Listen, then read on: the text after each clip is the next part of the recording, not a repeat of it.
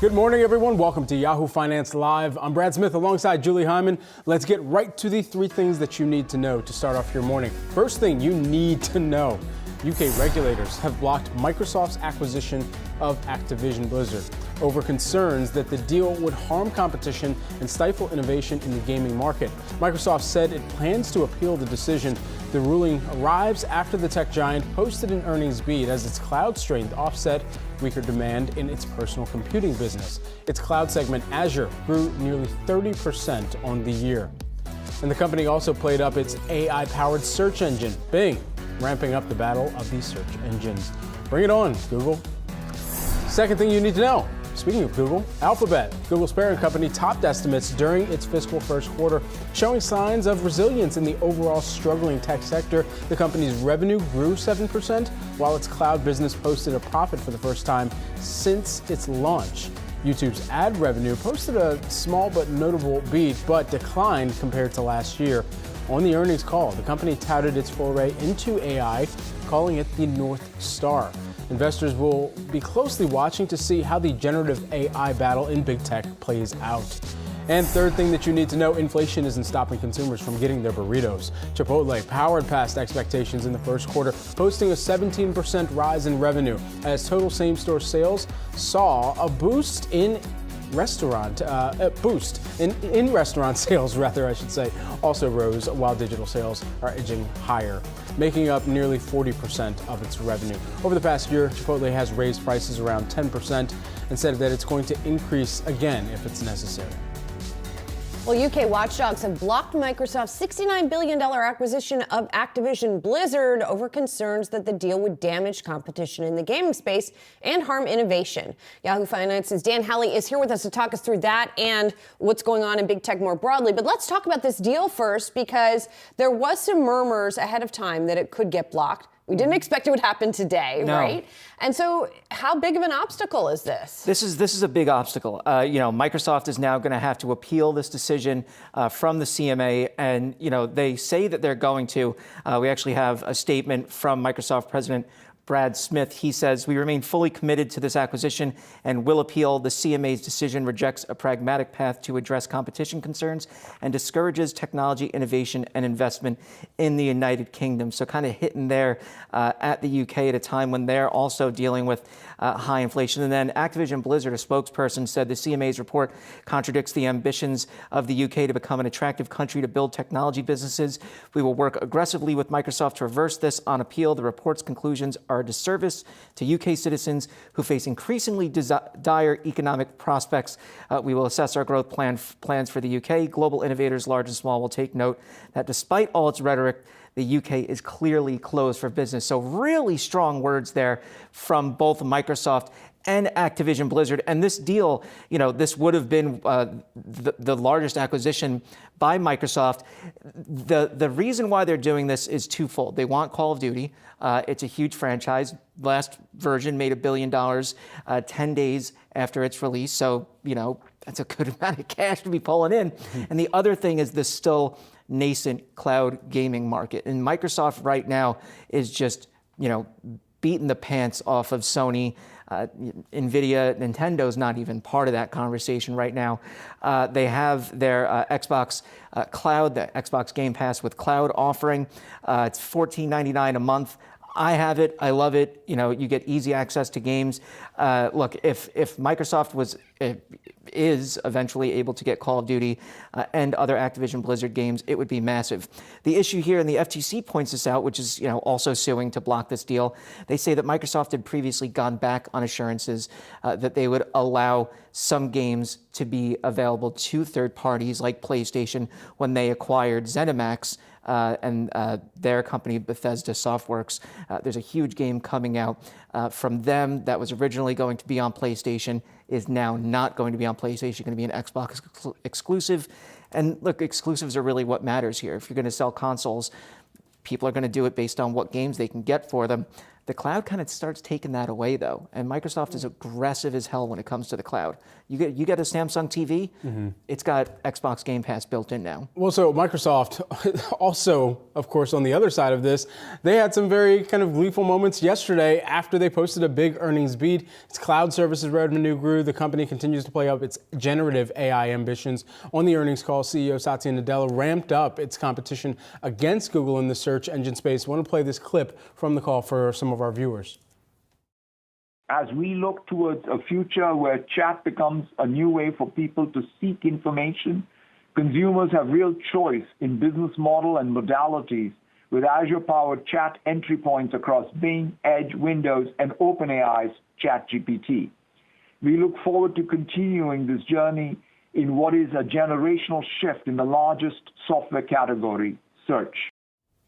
So you and I were listening into this call, and I didn't get your vibe from the Microsoft call now that I think about it. I mean, when you think about how they are going up against each other and now how Microsoft is trying to make Bing a thing and make generative AI that next leg of growth for it, you know, can they do that? You said you've already started to use Bing a little bit more. Yeah, look, I use Edge a lot. Okay. I don't use Chrome anymore because it's just, you know, I mean, Chrome is a problem on itself. Anybody who's, you know, a tech nerd is like, just eats up resources. And so Edge is a little bit better when it comes to that. Bing is still not as good as Google as far as, you know, when I'm doing searching.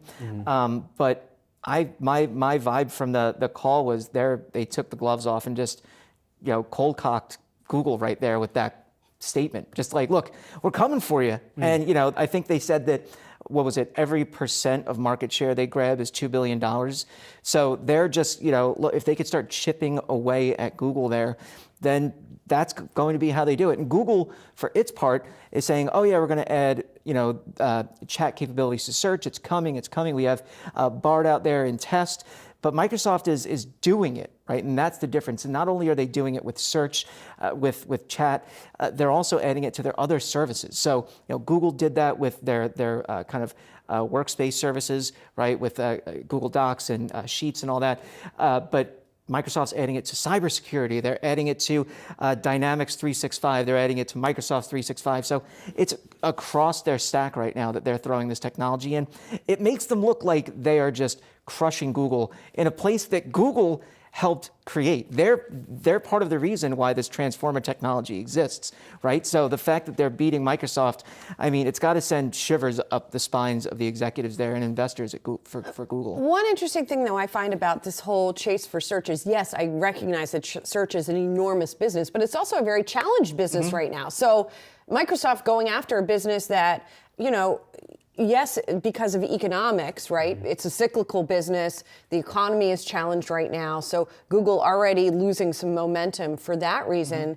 But you have to wonder over the longer term. I mean, you tend to see ad trends shift over time. And so I wonder if search ads are going to be as important as a part of either of these companies' businesses 10 years from now, for example? It's a good question. I think the proof that it's a good move or a smart move is when you look at what Facebook has been dealing with, or Meta, whatever you want to call them. I'm just going to call them Facebook. But they're dealing with a bigger depression in ad sales than Google is with search, right? And, you know, I think... in a different part of the ad business. Right, exactly, right? Yeah. So I think that that's kind of the proof that, look, this is, you know, a way for them to continue to move forward. People are still going to use search, maybe in different ways, right? But I think that that's something that's important enough for Microsoft to make this huge move.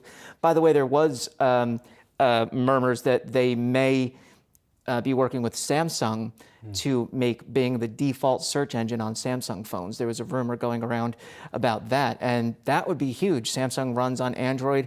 If you pull up search, you're going to be using Google. So, you know, Samsung is one of the largest manufacturers of smartphones on earth. If Microsoft can get Edge in there, or Bing in there rather, that would be massive for them. Interesting. Yeah, absolutely. Huge play there, potentially. Yahoo Finance's own Dan Halley breaking all things big tech earnings now. We've got even more big tech earnings to come as well over the course of this week. Meta, you mentioned, and of course, Amazon tomorrow here. Thanks so much, Dan.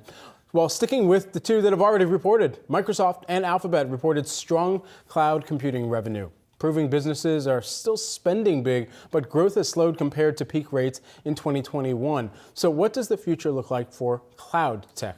Joining us now, we've got Ted Mortensen, who is the Baird Technology Strategist. And Ted, great to have you here with us this morning, first and foremost. When I looked at these numbers, and especially zeroed in on Alphabet's numbers particularly, it was noteworthy the growth that they saw in their cloud division, as well as the profitability, even at a time where we were talking about coming into this earnings season, it being an environment of more deal scrutiny. Interested in what you make of that and what this really kind of sets forth in terms of the growth narrative that these companies have really been pitching to the street and to customers. Well, I think what you're seeing a rationalization of really cloud spend by the Global 2000. I mean, we had a huge peak due to application loads during COVID. That is moderated, and you can see it both in the Microsoft and Google numbers. If you look at Microsoft, your previous guest summed it up well. The previous quarter, they grew 38%. They guided to 31%, and they hit that number, and that was better than feared by the street. They guided forward Azure growth at 26 to 27%. So you are seeing that moderation. This is all before you integrate generative AI, so that's a positive. As it relates to Google, I would somewhat challenge the thought process that Google is behind. They pioneered AI with DeepMind, and they just rolled out Bard. They are holding a lot of cards here, and I think to some degree, the street may be leaning one way. These are two brilliant companies with unbelievable managements, and generative AI is going to affect every single industry for the next decade. It's probably one of the largest technology evolutions I've seen in my 30-year career of doing technology. And as an engineer, it is a feat, not only on the silicon side, but on the software side. I think what happens tomorrow with Amazon is incredibly important for the tape. Last quarter, they grew 20%. The street has a very negative bias on their channel checks on Amazon in relationship to AWS growth. And I think this is going to be a very important report tomorrow. Also, the street is very, very focused, not only on AWS growth rate, but for Amazon, this is a major contributor to operating margin. AWS contributed almost $5.2 billion of profitability last quarter with operating margins of 24.3%. That engine's got to keep going to fuel the investment that Amazon's doing on their core e-commerce. So Ted, let's talk about then the three big cloud players, given what you're saying about AWS, because my read through from Microsoft and Alphabet was that companies are still spending on cloud, right? Not going up at the same rate, obviously, but the spending is not being eroded as much as we might have anticipated, given that it's the quote unquote year of efficiency for many companies. Are we not going to see that same effect in AWS? Does AWS not have the same kind of bolt-on services for cloud that the other players do? Or could they potentially surprise to the upside also? They could. And again, sentiment is pretty negative here on the AWS print. I think with AWS, you also have to realize in their infancy of cloud, the private companies were a very big contributor for AWS. When you were in the Silicon Valley and doing a startup, your cloud infrastructure build was directly to Amazon.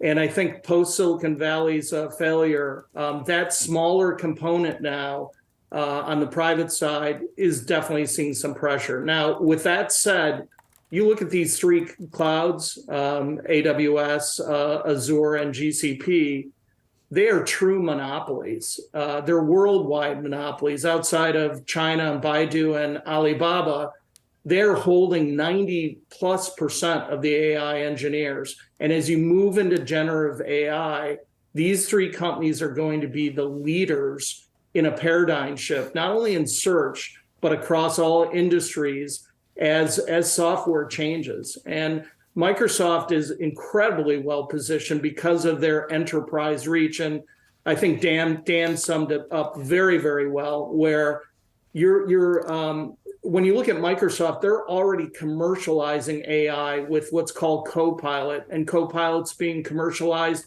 on the developer with GitHub. It's being commercialized on security with their E5 offering. It's through Dynamics. Microsoft is actually rolling it out to the enterprise right now, and I think that's their core advantage, at least in the near term.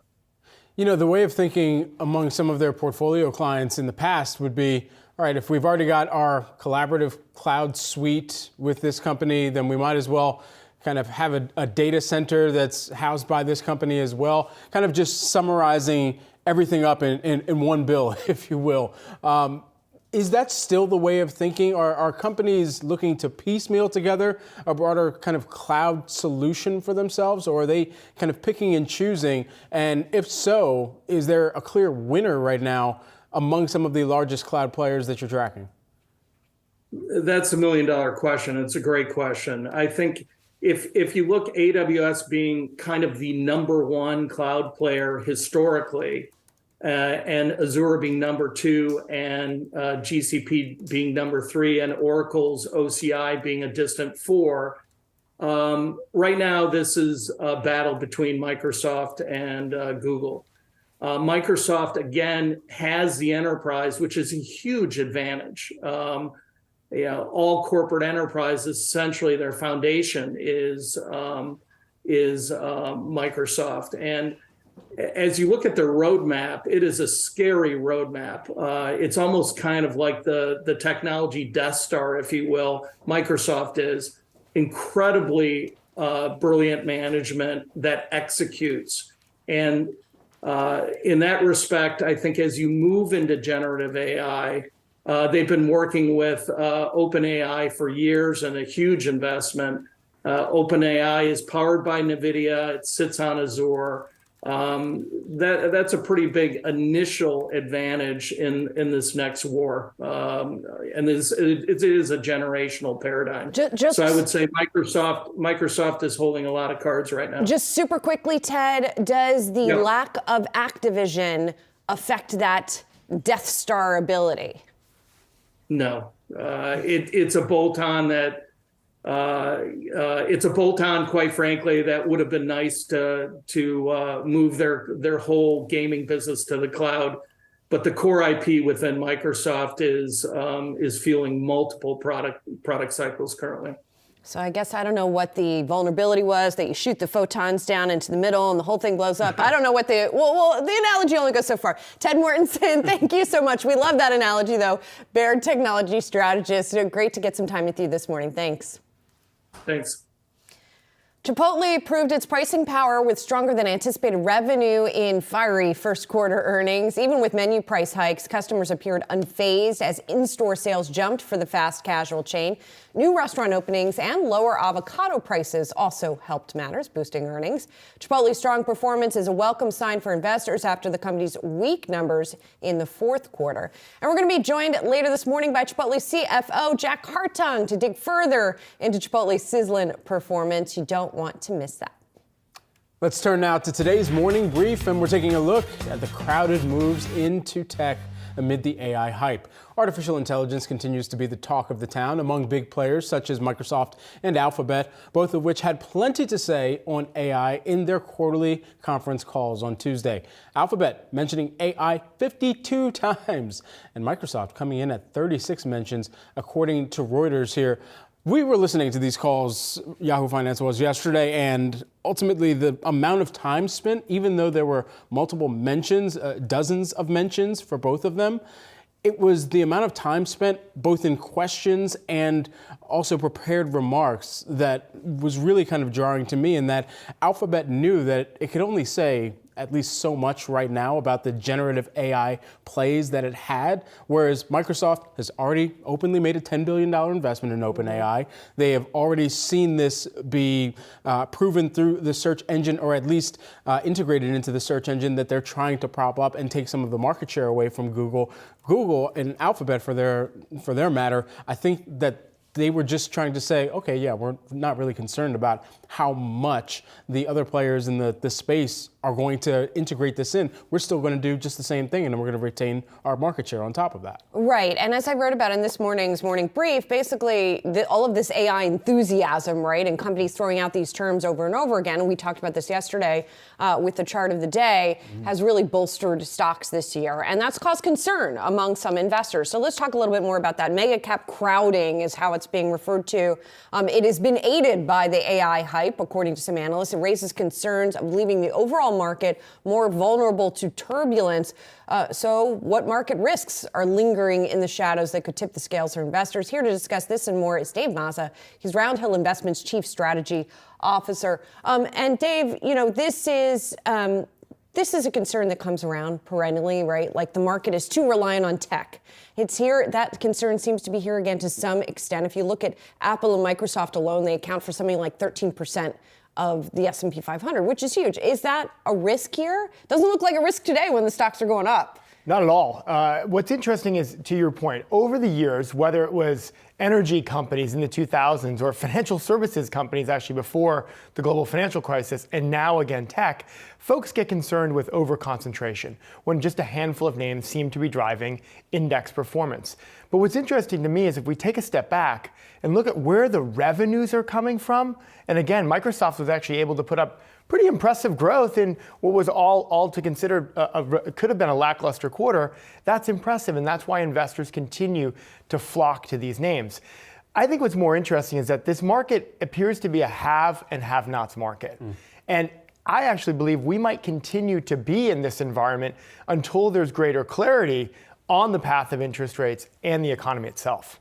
Did the earnings from Microsoft and Alphabet prove that corporate spending, at least, is still intact for cloud services right now?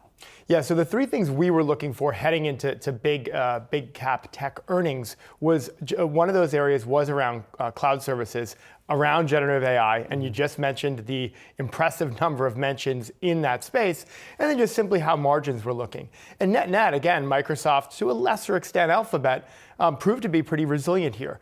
These companies' business models are strong. They have wide moats around the area. I am more concerned about some of the smaller cap players in the space. They have been under pressure, particularly the non-profitable companies and investors who can see what they're earning on their cash accounts now. I don't think they're going to dip their toes in the water into riskier small cap stocks when they can say, hey, if I want to have equity exposure, let me stick to players that may be safer. And safety in this market is being expressed as big caps. Especially when we're looking at these sort of hot areas, momentum areas, I'm reminded of an ETF, one of your ETFs in your suite, and that's the Metaverse ETF. Because last year at this time, that was all we could talk about, right? And you guys, along with Matthew Ball, who I think is one of the folks who coined the term the Metaverse, or certainly has written a lot about it, introduced this ETF. And it went up a lot. And then I'm looking at the past year, it's kind of gone sideways, right? So how do we, when you are trying to discern whether a trend is just a fad or if it's a longer term investable thesis, right, or idea, how do you figure that out? Yeah, no, you raise a good point. And I think the Metaverse, and yes, our ETF METV is reflective of that, right? It had excellent performance, struggled in a rising rate environment, but this year it's bounced back. It's one of the top performing ETFs actually in the U.S. equity market year to date, because I think investors are embracing the fact that companies have come out and said, this is the year of efficiency, right? As Meta famously has said, and that's probably become an overused term by companies in this market, but it's true. I think those companies that are focusing on their balance sheets, focusing on growing their top line prudently, but maintaining their margins are being rewarded. So investors need to take a step back and say, yeah, what is just kind of a passing theme that maybe just has some interest but doesn't have staying power? I can say, yeah, maybe the metaverse isn't happening today, and maybe that gets pushed out a bit, but the idea that companies are going to continue to spend there as we become more digitized and the mixed reality and also advanced realities and things of that nature become more commonplace is not going away in any way, shape, or form.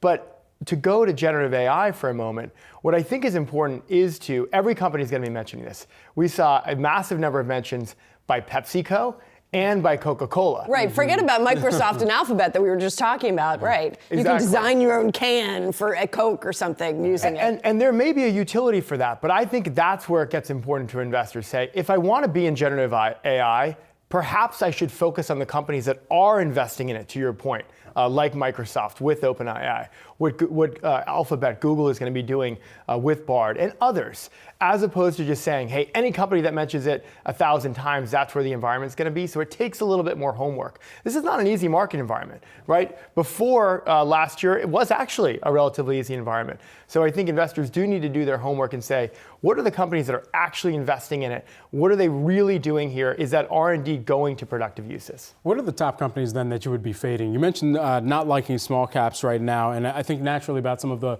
one-trick ponies in ERP or even some of the cloud tech plays right now. Yeah, no, I think that's a great point. So we actually have another ETF, the Roundhill Big Tech ETF. Mm-hmm. This is focused just on the 5 big cap tech companies, right? So the FANGM stocks. Yeah. I almost believe nearly anything else doesn't provide you the potential certainty that you can get with those names that we're seeing with earnings. So I think non-profitable companies will continue to struggle. The interest rate environment is not changing here. I think many people were hoping for the pivot. Mm-hmm. I don't see a pivot coming, right? I actually think we might get another rate hike before there's a pause. The pivot is now the pause. So when we think about tech, it's not just a broad brush. It used to just be buy the Nasdaq, hold your nose, it's just going to go up. I don't care what the valuations are. I think in this market, we got to focus on companies that have that earnings, the potential with diversified business models, and that's really in the mega cap growth areas, even though in the intro to this segment, we talked about how much they are concentrated in indices. But that's where the revenues are. That's where the growth is. So it's relatively logical, even if their valuations have increased. Yeah, maybe you can hold your nose if you're not going to sell for 5 years or 10 years or 20 years, but maybe not by the end of this year. Dave, thank you so much. It's good to see you. David Mazza is Roundhill Investments Chief Strategy Officer. And coming up, Boeing shares are taking off after reporting first quarter results. The CEO calling this a crucial year for the company. We'll tell you what's at stake and why the shares are higher next.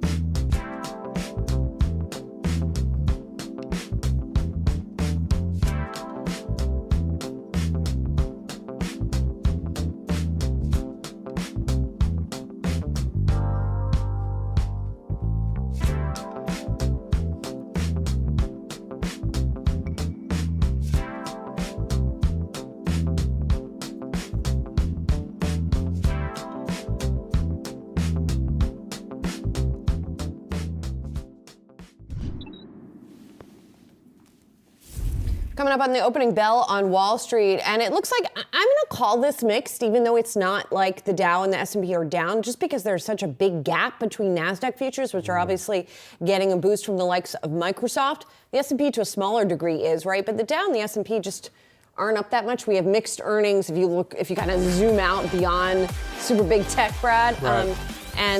So that's kind of our setup here this morning. Absolutely. I mean, it's an exciting week for tech, but that really just puts tech in focus, nothing else at this point in time. Yeah, I guess so. I mean, we do have some other big companies that are reported after the close, that are reporting this morning, that are giving us some insight as well. And numbers do continue to trend above estimates, although perhaps not by as large a margin as usual. There we have the opening bell here this morning, and as we try to suss out kind of, it's difficult maybe to figure out the themes, right, when it is so earnings focused, but we do have things opening up here with the Dow up a little bit more than futures would have indicated, about a fifth of 1%, the S&P up about a third, and the Nasdaq up by nearly 1% here. Yeah. Absolutely. Taking a look at some of the gains here out of the gate, the Dow up by about 1/4% now as things in the opening cross commences here in New York. Taking a look at the past 3 days, we are still net lower for the Dow. We're down by about 0.6%. Nasdaq Composite, you're seeing that over the past 3 days down by about 1.4%. However, here this morning, it's up by triple digits on a point basis, percentage basis. It's higher by 0.9%. And the S&P 500, you're seeing that down over the past 3 days by about 1.25%. But here this morning, up by about 0.25%. Let's take a look at some of that sector activity. As we mentioned, it looked like some strong activity coming into the start of today's trade for technology. It's up by about 1.9% for that sector, at least of the 11 S&P 500 sectors. That is clearly far and away leading the pack right now. It's not even close. It's like Usain Bolt and me running after him. At XLY, consumer discretionary, that's up by about 0.5%. And then bringing up the caboose here, back of the pack, you've got healthcare. That's down by about 1% here. Let's also take a look at the tech-heavy Nasdaq, since that was the biggest gainer here. Look at this move in Microsoft at the start of today's trade. You're seeing that higher by 7.3%. That on the back of the earnings and a positive call that they had last night. Also interesting to track Alphabet's move, and here's why. Because intraday, at least out of the gate this morning, it's only up by about 0.2%. This was higher on the immediate reaction when the earnings dropped by about 4.5% and ultimately kind of withered away some of those gains as the call went on. And I believe by the time the call was done, those shares were only higher by about 1.25% in extended trading. So here this morning, not seeing too much of a bid. It's up by about 0.2%. We'll see if it holds on to that. And no, it doesn't. It's down now by about 0.2%. My, how things change. I guess Microsoft is the Usain Bolt in that situation then. It is. Yeah, it is. All right, let's talk about some other movers here this morning. Boeing looking to fly above recent supply chain disruptions as it looks at ramping up production. The aerospace manufacturer's recent quarterly results saw revenue jump amid strong demand while seeing its net losses narrow. Our Pras Subramanian is here to talk about the numbers. And Pras, it's not like everything is fantastic with Boeing right now, right? They are still having some delays with production, losses are still not great, but the shares are getting bit up today. Yeah, I mean, things I think are actually looking up for them. We had a bigger revenue beat than expected, a profit loss, but smaller than last year at the same time. But the big news is they're boosting their 737 MAX production to 38 planes a month.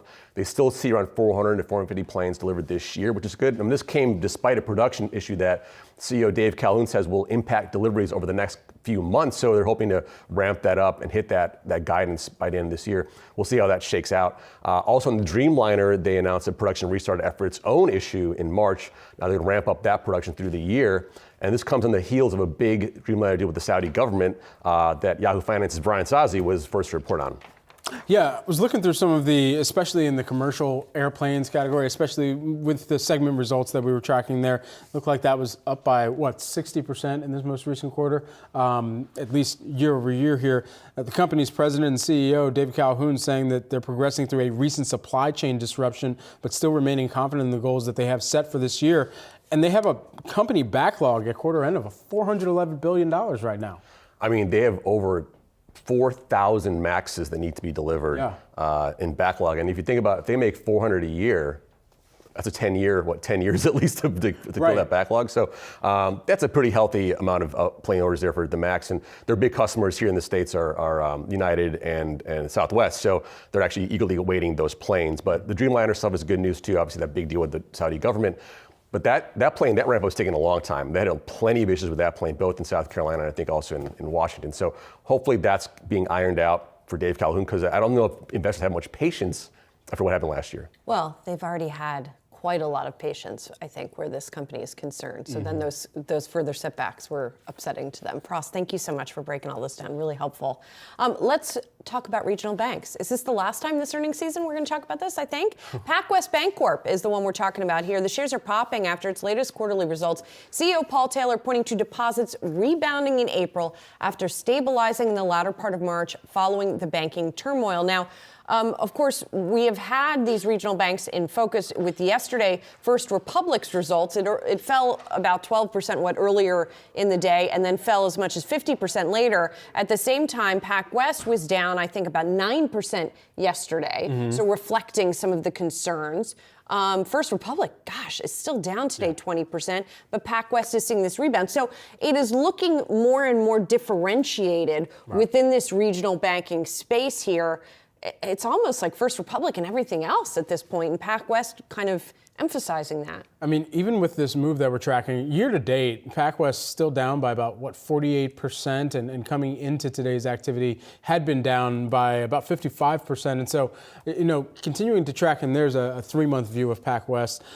Thinking through what they also disclosed during this quarter, a few things that were called out: lower operating expenses, lower provision expenses, investors paying close attention to that, as well as higher fee income as well for the bank. But a larger question of where some of those, even those call outs, still hold true for quarters to come from now. So for PacWest and a lot of the regionals, that's why they've been so in focus, as well as tracking what the deposits have been over the course of this. Well, it's also sort of getting the balance sheet in order more broadly beyond deposits. In the case of PacWest, the company is going to be selling off some of its assets. It says it expects total assets to drop to about $35 billion over the next few months. It was at $44 billion at the end of the first quarter, as it tries to sort of get liquidity more balanced. At the same time, again, to bring it back to First Republic, there's some reporting this morning that the company is also exploring divesting assets. It seems like, at least from as the market perceives it, it's in a very different position here. So the reporting from Bloomberg is that it's talking about divesting $50 billion to $100 billion worth of assets in order to raise cash. So, as reflected in the shares yesterday, and I think again today, there's still a lot of concern. And it's interesting, as remember yesterday we talked to David Chiavarini over at Wedbush. He said he didn't seem to be concerned that First Republic would survive. He said it would. But the market right now seems to be asking that question. I think there's been a lot of confidence, and especially in First Republic's case, a confidence that because of the number of other big banks that have already kind of, if you will, signed the dotted line, at least in putting uninsured deposits into their own balance sheets, into the balance sheet of First Republic, that there is that sign of confidence that they have that they're going to make it through. And so as long as the other banks are still in a concerted measure saying that we're willing to back you, or we're willing to somehow make sure that we are also backing this recovery and reinsuring confidence in the broader system, that we're not going to let First Republic fail. At least that has been what's been signaled through their actions as of right now. And I'm seeing some new headlines actually on First Republic. First of all, it looks like it was paused for volatility, which happens when a stock falls by a certain amount. It gets the volatility curve gets triggered, and it pauses for a bit in order to try and sort of get the bid and ask in balance. But there does seem to be some reporting this morning from CNBC as well that there doesn't seem to be on the part of regulators or on the part of the White House to pressure banks to try to help here on formulating an asset sale plan, as that report said, again, that they're talking about selling assets. Again, that's according to CNBC's David Faber. So, that perhaps is also contributing to the continued selling here this morning. It's pretty remarkable to see a stock down 49% one day, and then down another 20% the next day. And after it's already done, 90% this year, right? Exactly, and consecutive days. Yesterday, it was halted multiple times for volatility trading pauses as well. So a ticker to continue to watch as we move on throughout the rest of today's session, and just as they're trying to announce anything that will help to continue to save the company and the bank here. Let's also talk about Thermo Fisher this morning. Thermo Fisher Scientific sees revenue decline in its latest quarter as scientific instrument makers' results were hit by lower COVID-19 testing revenue here. You're seeing shares down by about 4% this morning, and noteworthy that they've seen the testing revenue kind of just drip out at this point over the past several quarters. And of course, why is that? Because there's not as much testing being done as when we were at some of the kind of peak COVID concern levels where tests, there were basically a run on tests to try and figure out where you could get one. The government was subsidizing tests, and in many cases still you can apply for some of those subsidies for a test to be covered for you. But all that said, we're not purchasing in the general public and offices, they're not purchasing tests at the same level or volume, and that is directly hitting some of those results. You could see that as you look back over several quarters for Thermo Fisher Scientific as well here, and over the past 3 months, down by about 8.5%. Yeah, and if you look at the individual, even though overall earnings beat and revenue was in line with estimates, if you look at the individual lines of business, you see some misses. Life sciences revenue was down by 38% and missed estimates. I'm looking at specialty diagnostics revenue down by 25%. It looks like that missed estimates by a bit as well. The company saw more strength in analytical instruments and lab products and services, but when two of your biggest lines of business are down and disappointing, you see those shares down. And by the way, that stock's on our trending ticker list this morning, which is spotted TMO. TMO. That's the ticker. Not TMI, TMO.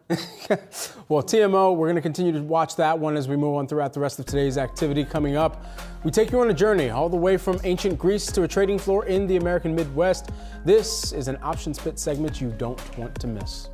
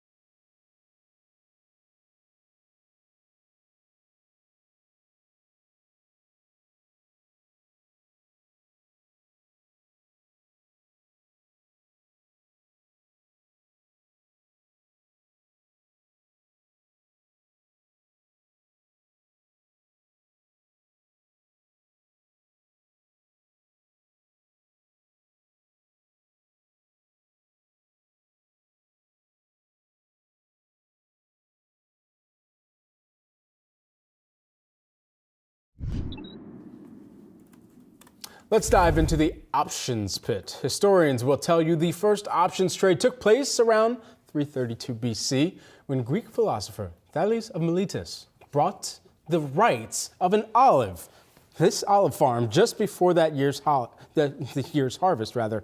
From a modern day perspective, the first trade occurred in 1973 when the first listed options were traded on the floor of the Chicago Board of Options Exchange, or the CBOE. That day, just 16 stocks traded through instruments like calls and strike prices. Today, tens of millions of these contracts traded daily. Options can be used to generate income like any other trading strategy, but they're also seen as an effective way to hedge against risk. Options trading volumes can also give you a sense of the direction of a stock.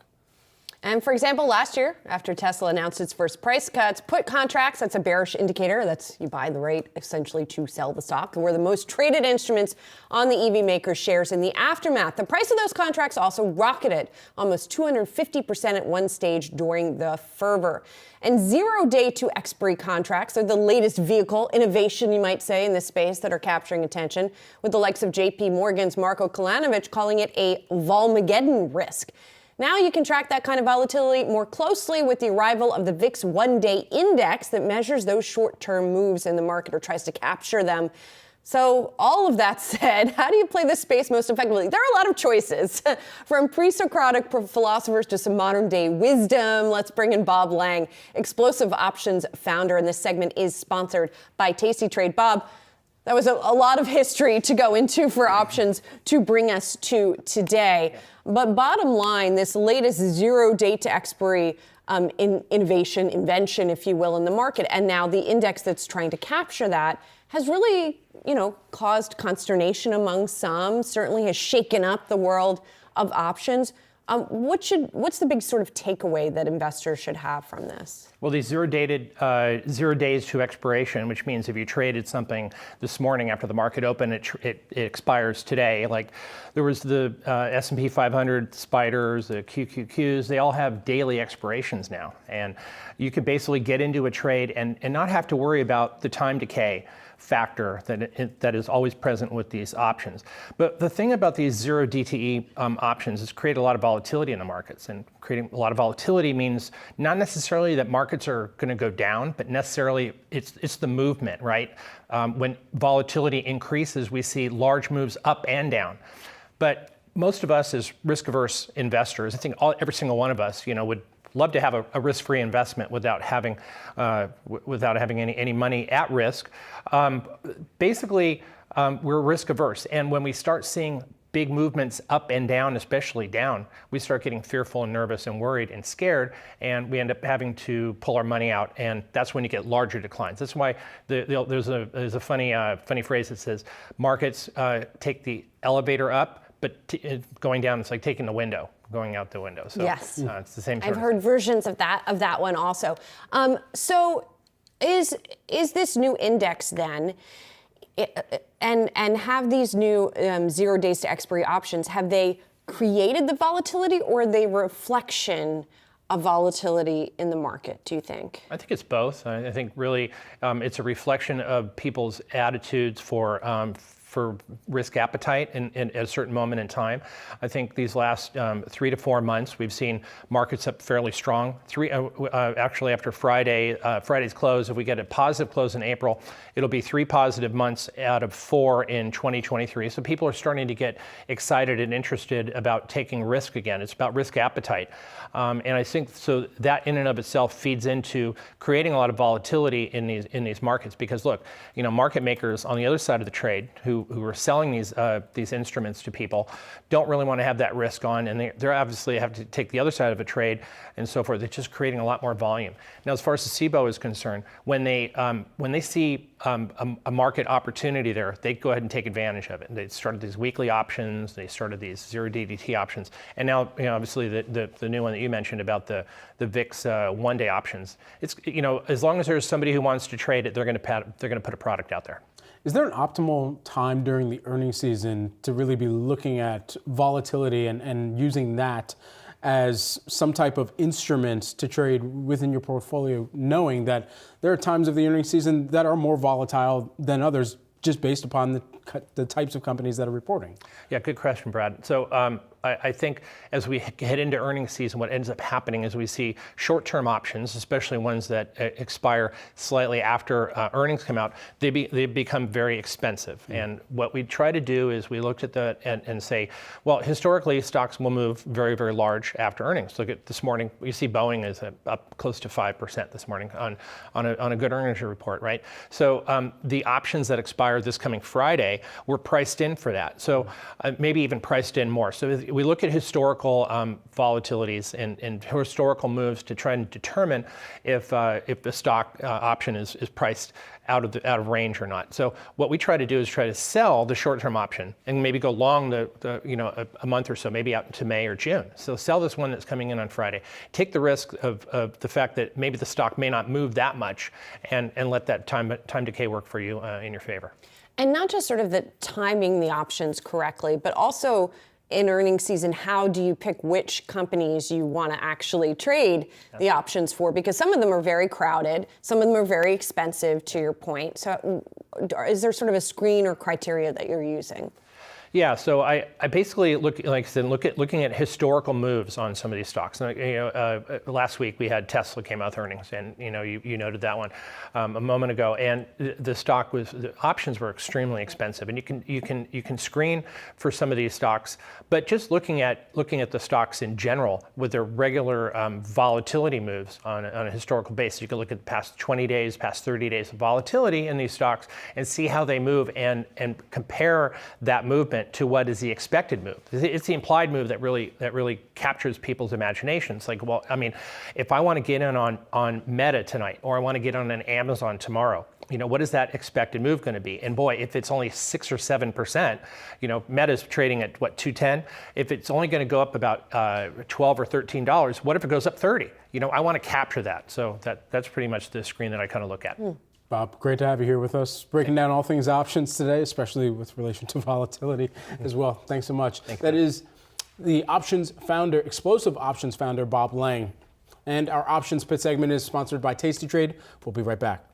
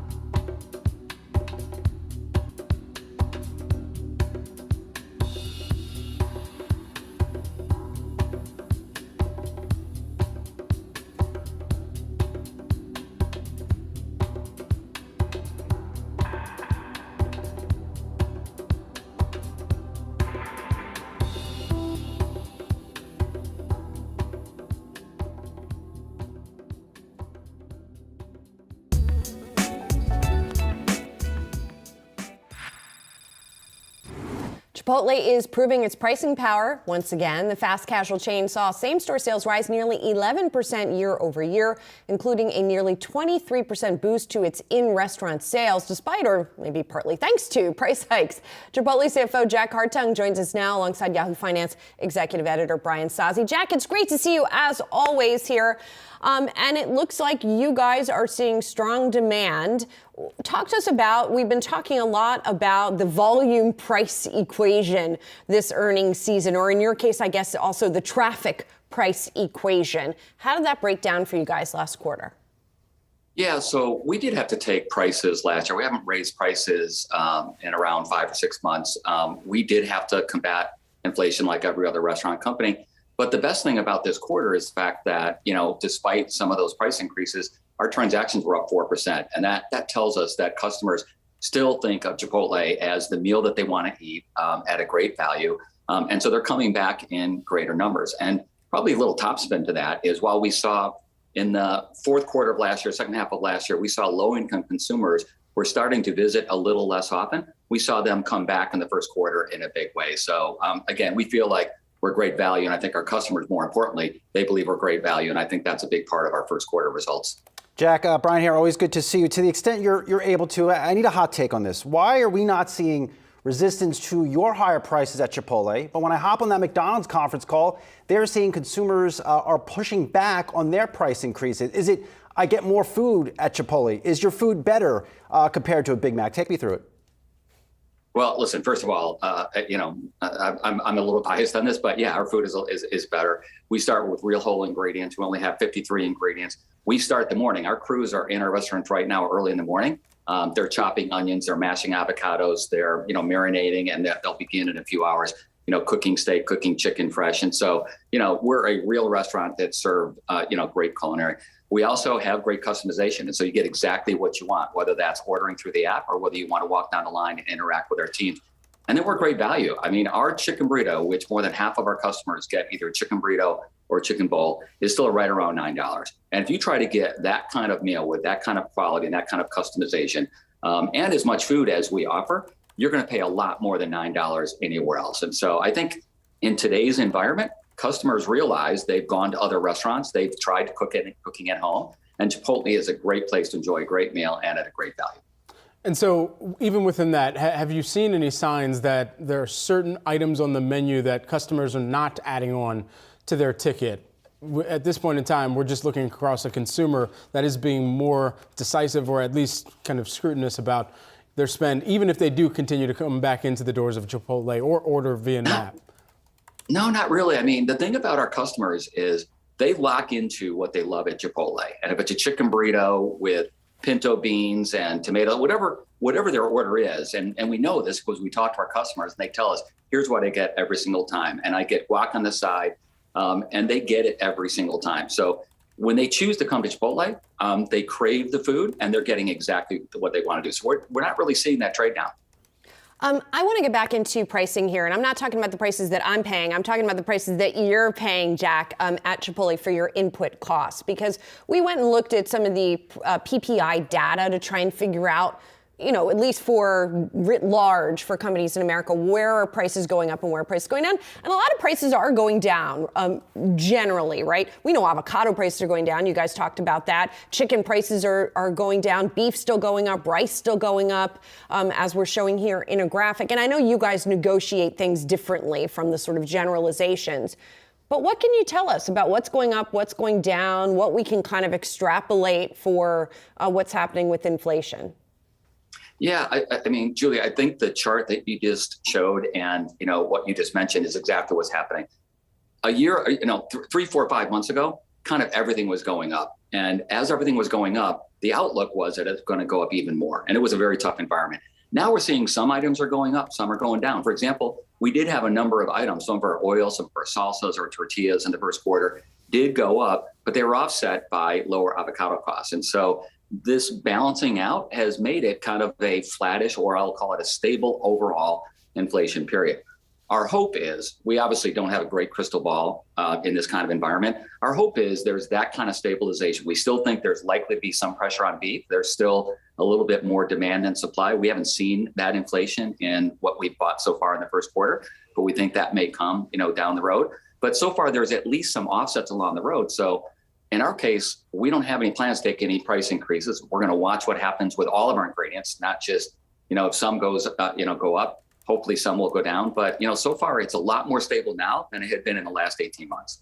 Jack, I was really intrigued by what you talked about in the earnings call last night about this new oven or grill that you're starting to implement or roll out to your restaurants. What will that allow you to do in terms of cooking your food? So first of all, the food is much, much better.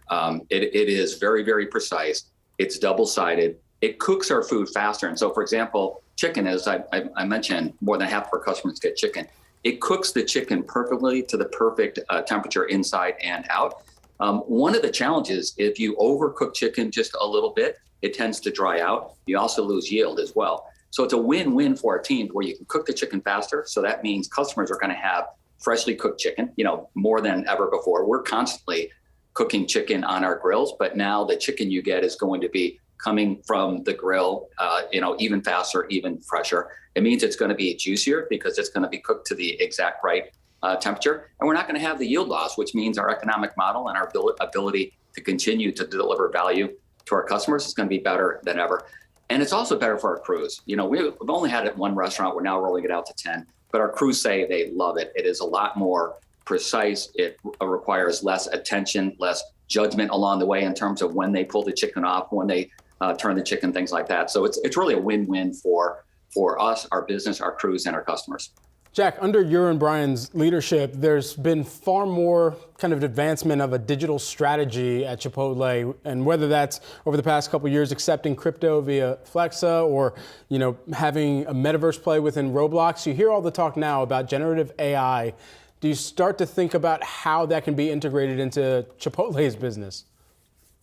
Yeah, listen, we're starting to talk about it, and there are endless possibilities. In fact, even, yesterday at dinner, we were talking about it. There are endless possibilities. And so we're going to take a close look, just like we have at a lot of our technology, just like we have with some of the investments we started to make in our Cultivate Next fund. We want to be on our front foot, and we want to be ahead of these types of things. And so there's a lot of possibilities. There's also a lot of pitfalls as well. So we want to be very careful, very thoughtful. But certainly if there's ways we can make the job that our crews do, the jobs that our support staff do to support our restaurants, easier, better. And, if the end result is we can run better restaurants and serve the customers in a better way, we're certainly going to look at any technology. Even in those conversations, I wonder when you are talking about or even thinking through where it sits within the operation, what's the delta for the customer? How does the customer go into a Chipotle or order and ultimately say, this experience was different because of artificial intelligence? Yeah, it's likely to be something the customer wouldn't see necessarily. There could be some ordering opportunities, but what would be some unlocks for us is if our teams can run a better restaurant. And listen, everything we do is on a foundation of great operations. And so if our teams can prep the exact right amount of food for the sales that they're going to have for that day, if the food is, cooked closer to when our customers are coming in the door, so the chicken that they're eating is going to be fresh off the grill. We can make sure that we can anticipate when customers are coming so we can have the right deployment so that they can have a fast experience for the front line. Their experience on the digital make line is going to be accurate. So we make sure we don't miss anything, we don't miss an ingredient, and it's on time as well. If we can just dial up the execution, so all the little things that customers may not notice, but when they have a great experience where it's fast and they get exactly what they want, they tend to come back to Chipotle. So that would be the things that we would look at behind the scenes. Customers wouldn't necessarily see, AI in a lot of these applications, but they certainly would get a better experience out of it. All right, well, I'm officially hungry. Chipotle CFO, Jack Hartung, alongside Yahoo Finance's executive editor, Brian Sozzi. Thanks so much for the time today. Thank you. Coming up, everyone, the markets are looking to recover from the lows of 2022, but our next guest says that it won't be without a few bumps in the road. We'll discuss that next.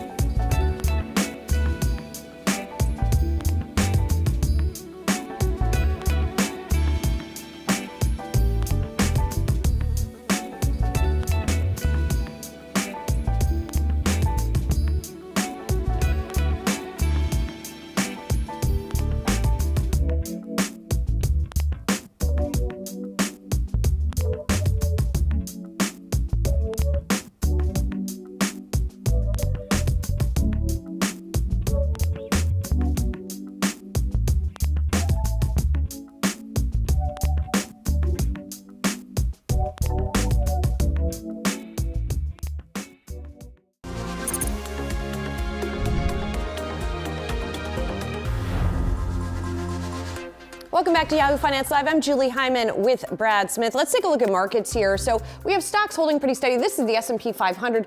Really, we have seen that the Nasdaq has been the standout today. It's up about 1%. I'm looking at the 3-day chart as well. We had all this anticipation and really some concern about how the tech earnings were going to look. And now that we've got Microsoft and Alphabet under our belt, we're seeing that bounce here this morning in the Nasdaq Composite in particular. And here's the heat map of the Nasdaq 100. We do have Microsoft up about 7%, holding pretty steady here with these gains that we have been seeing. Alphabet, interesting here, because the last time when Brad checked it, just after the opening bell, the stock went into the negative briefly, now back positive, up 2.25% here as we continue to get the read through. And then Meta ahead of its earnings up by 2.5%. So perhaps some reassurance being felt because of Microsoft and Google. And finally, Amazon shares, which reports as well after the close tomorrow, up about 3.5%. And going back over, I want to take a quick look at the trending tickers as well, because that encapsulates a lot of the earnings movers that we are watching in today's session. Microsoft on their Activision Blizzard on the news that the UK regulator was saying it was not going to approve Microsoft's acquisition of Activision. Those shares down 9%. You got Boeing up about 4% on the back of its earnings. Enphase Energy, which we're going to talk about in a bit, those shares down 25% after the solar panel suppliers solar panel supplier came out with earnings. There's so many earnings today, I can't get the words out, but you get the idea here. We just talked to Jack Hartung of Chipotle. Those shares up 14%. So a lot of earnings movers, and that's just a small fraction, Brad. All right, a lot to chew on there for sure. As markets look to bounce back from the losses of 2022, our next guest is warning of a 10% correction for the S&P 500 on the horizon in the next 3 to 6 months. Chris Harvey, Wells Fargo Head of Equity Strategy, joins us now. From your perspective, Chris, what would really trigger that move? So there's a lot of macro risk on the horizon, right? We have the debt ceiling. We have student loan forgiveness, or what may not be forgiven. We also have the fundamentals. We are seeing multiple compression. We have the Fed that may be back in play. And we're also late in the cycle. And the last thing I would say is our price target is 4,200. That's 20 times on a 210 number. Those are both very healthy. We got up in and around those levels, and there's just not a lot of upside at this point in time. So it sounds like if your price target is 4,200, and that's for year end, presumably? Well, we got there, and then what we said is, okay, risk reward just doesn't look attractive. Right. We see these risks on the horizon. We think we're going to see a 10% correction, and we feel that investors are a little bit too complacent at this point in time. And with the Federal Reserve in particular, there was an interesting commentary out yesterday from the team over at JP Morgan that said, well, first of all, the market's assuming that the Fed is going to cut before year end. Right. But if they cut, it's because the economy is not doing well. That's right. If they don't cut, right, won't higher rates then be a headwind for tech stocks in particular, for example? So it's like, it's sort of a no-win. Is that how you're viewing it? Yeah, what we say is hedge you lose, tails you lose. Because if the banking crisis tightens financial conditions, then that probably puts us into a recession. If that doesn't occur, then the Fed's back in play. And we don't know when the Fed's going to end. And what they've said is, hey, we want to keep rates higher for longer. And they're still talking about 2%. And as I listened to the commentary recently, they're not satisfied at this point in time. So financial conditions are going to get tighter. And that's just not a great environment for risk, especially when we're priced the way we are. Is there a specific sector that you believe leads us lower as part of that correction? It's not so much a specific sector. It's more of a style. What we don't like is we just don't like risk. We think risk is priced too expensively. We think companies with too much leverage, not the place to be. And what we want to do is we want to move over to more growthy, GARPy type names, things that are more stable, whether it's mid-cap growth. We also like sector-wise, we like media and entertainment. That's worked exceptionally well. Maybe we get a pause. Hopefully we'll get a pause here, pause that refreshes. And if you're looking more defensively, what we would say is the pharmaceutical space looks pretty attractive to us as well. In general, are earnings bring you any solace in terms of your thesis? Not really. So the earnings season is not as bad as feared. But if you look at banks, right, what did we get from the banking situation? We had a very dire, difficult situation coming in. We didn't have the worst fears come true, but the earnings potential for the banking space is somewhat limited. And what we're hearing time and time again is regulation, which isn't great for earnings. So the earnings season has been okay. The reaction, at least initially, was good because we've had a really big sell-off in financials. But as we get through it, It's much more idiosyncratic. It's much more stock specific. And at the end of the day, the economy's not going to bail you out and the Fed's not going to bail you out. Is there a portfolio pivot that you would tell clients or strategize around, even ahead of the next Fed meeting? I think our message to clients, and our message has been pretty clear, is you really want to de-risk the portfolio. Risk is not priced properly. You're not getting paid for risk, and risk is bounced pretty aggressively. And so if you have it on the table, take it off. If you have a lot of cyclicality, again, I think initially we were saying it's going to be an economic malaise. Now we're looking at a recession because some of the fallout from the banking situation. And so take that cyclicality off and look for more stable growers. Bring down the risk and look for just better risk awards and reduce your, just manage your expectations, because from here, there's not great opportunity to the upside. What is risk in your view right now? Yeah, so a lot of the speculative plays, a lot of things that did really well back in 2021, and we did see many of these companies bounce earlier this year, and I think that was a gift. Sounds like you're talking about tech. So the answer is part of tech, but not all of tech. You have tech where there's still good valuations. Like again, if we look in media and entertainment, there's plenty of tech companies that provide that very attractive balance between good valuation and good growth. But tech companies that are priced for perfection or don't have earnings just yet and will do really well when rates come down and in 5 years maybe they'll have earnings, that's not the place you want to be, right? Okay. Chris, good to see you. Thanks for coming in. Good Chris to see you Harvey, too. Wells Fargo Head of Equity Strategy. Appreciate it. Thank you. And we got a trending ticker for you. As promised, we're talking about Enphase Energy. Those shares are slumping by 25%. The company saw strong European sales, but forecast weaker than expected revenue for the second quarter. It now says it'll have between $700 million and $750 million in revenue. That's well below analyst expectations. Again, this is a maker of solar panels, and that market has been somewhat challenged in part by regulation between the U.S. and China. Going to keep on watching that one. Coming up, with Microsoft and Alphabet earnings in the rearview mirror, we're looking forward to Meta, while our next guest is citing near-term caution for that one ahead.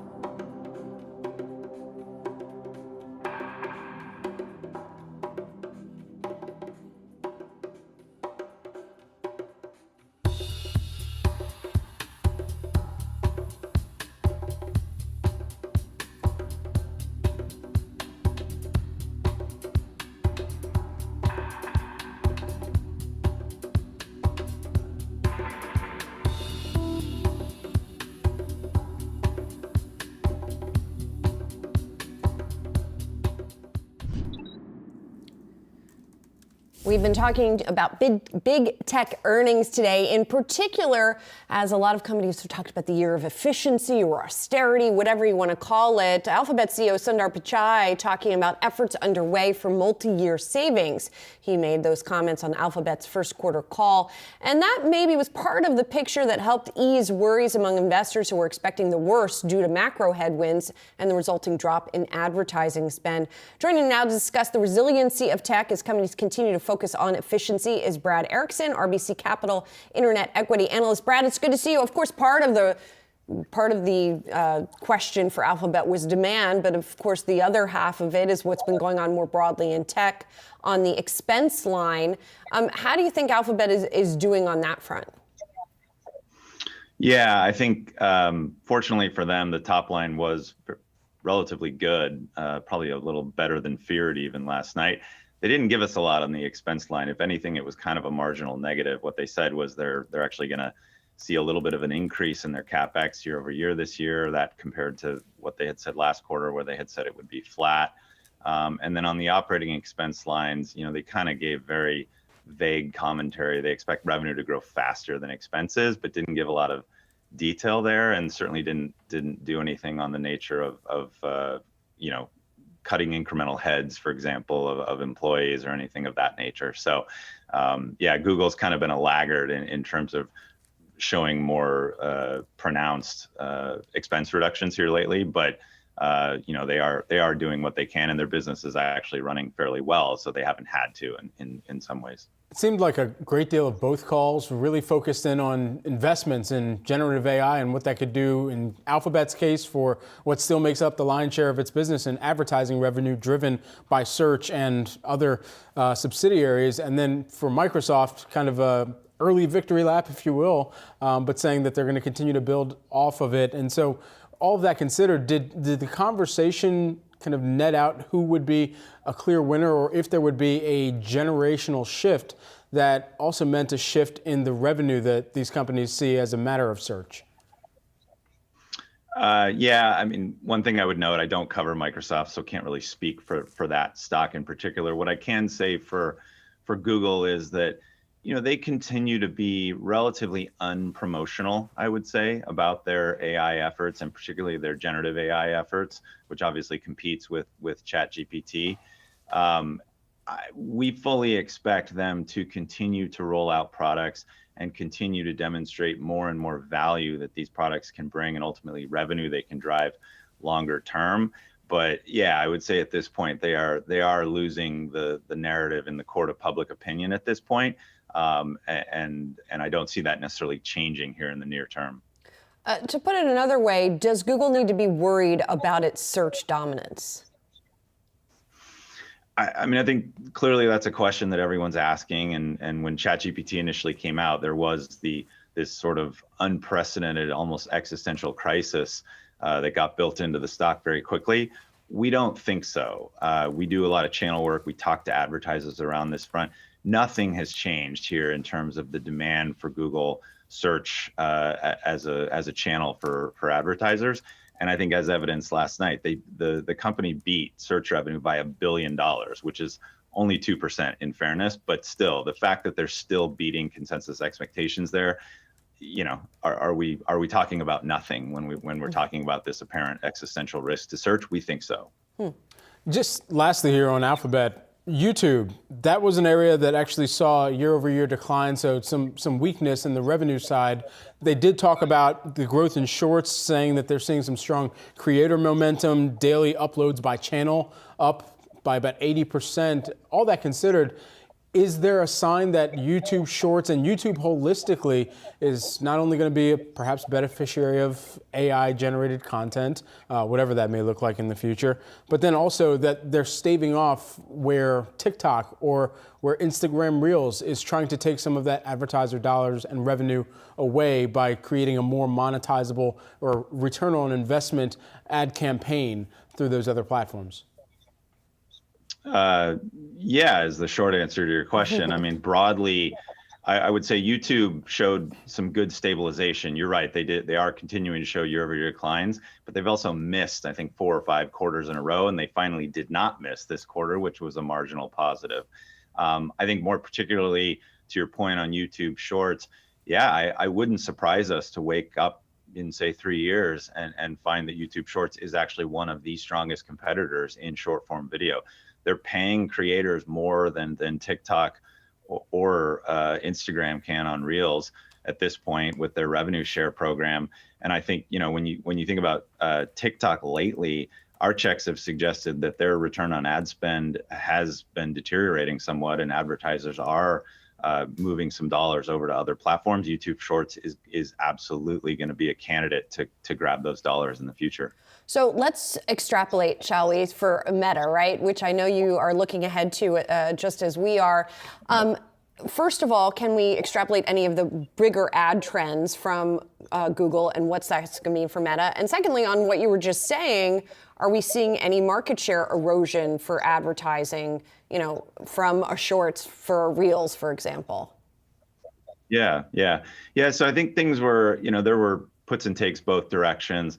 I would say positively for Meta, the fact that Google called out retail as being strong, Meta is very strong in retail. And then also the fact that YouTube stabilized, like I said, I think historically there has been a little bit of a correlation there. On the flip side, Meta does not have as much travel exposure, which Google also called out as an outsized driver of strength to search in the quarter.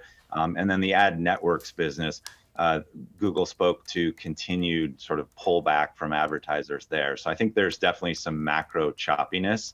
I do think directionally Meta is doing things right now that are probably causing them to gain bits of share. And you mentioned it. We actually heard in our checks where TikTok dollars are going, if anywhere, is to Instagram at the moment. But I also think that that sort of market choppiness could net some of that out. So that's where we kind of fall out in thinking it's going to be more of like an inline type guidance, Q2 guidance quarter for Meta tonight. Is there a clear indicator that could come forward in this report to suggest that Meta has now a handle on the privacy changes that have been made for iOS and where, because it doesn't, like a Google, have its own operating system that gets pushed through to millions, billions of devices around the world, that they can still effectively advertise and run campaigns even without some of the data that they would have been able to index before? Yeah, totally. I think it'll be iterative commentary along those lines. They've talked about this for a few quarters. They have a product called Advantage Plus. It's kind of their latest and greatest ad platform. We've been hearing about it back since August and calling it out for investors. I think we've seen I've counted, I believe, 7 upgrades from the sell side in the last 5 weeks, citing it as sort of the new upside driver and driving some of that directional improvement I mentioned earlier. So yeah, they will continue to call out that they are shoring up the gap of the signal loss from the privacy issues you just mentioned. And directionally that will continue, but I don't expect any sort of inflection around that. And if anything, I would say that's fairly well appreciated in the stock at this point. Fair point. Brad Erickson, RBC Capital Internet Equity Analyst. Thanks so much for joining us here today, previewing Meta earnings and looking back at some of the Meta Alphabet and my goodness, Alphabet, all the tech earnings. Thanks so much, Brad. It's a lot of them this week. Coming up, Otis earnings elevated above expectations. So why is the stock tipping lower? We're going to take a look at that, plus speak with the company's CEO next.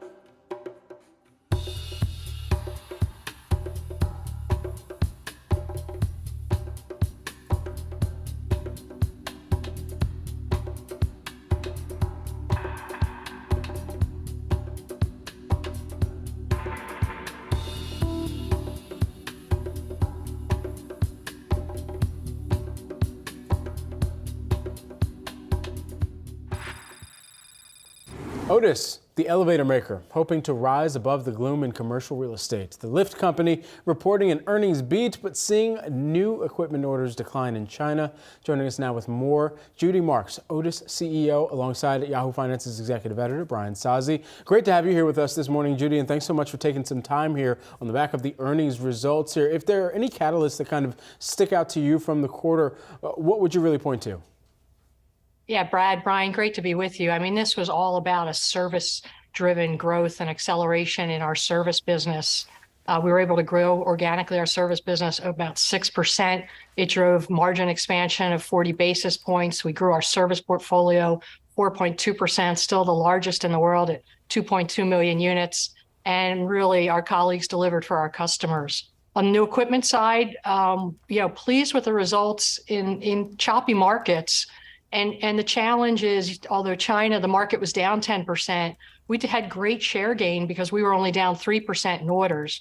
We gained 70 basis points in new equipment, and both of those are through execution of our strategy. Great product introductions, delivering for our customers, being there when they need us in terms of repairs. And when you look at our orders book, it's looking pretty bright. Our orders were up 15% in the Americas. 7% for new equipment, and almost 30% for modernization of older buildings. So we've got a great backlog, and we're looking forward to executing as the year goes on. Judy, Brian here. Good to see you. I remember I was talking a lot last year on inflation, and you continue to call out high levels of inflation. What are you seeing at this point in the year? Yeah, we're seeing inflation in most parts of the world, Brian. I would tell you in Europe, we're seeing it at varying levels. We've been able to get price realization on that inflation that takes more than care of the wage inflation and the collective bargaining agreements we have. New equipment prices were up mid-single digits this quarter. Service pricing was up 3.5% like for like. So we've handled it between pricing and productivity. And I think that's what you see in our outlook, that we expect not only top line growth, but continued margin expansion and our earnings per share to grow significantly. We're up 5% earnings per share this quarter, and we're going to continue that as the year goes on.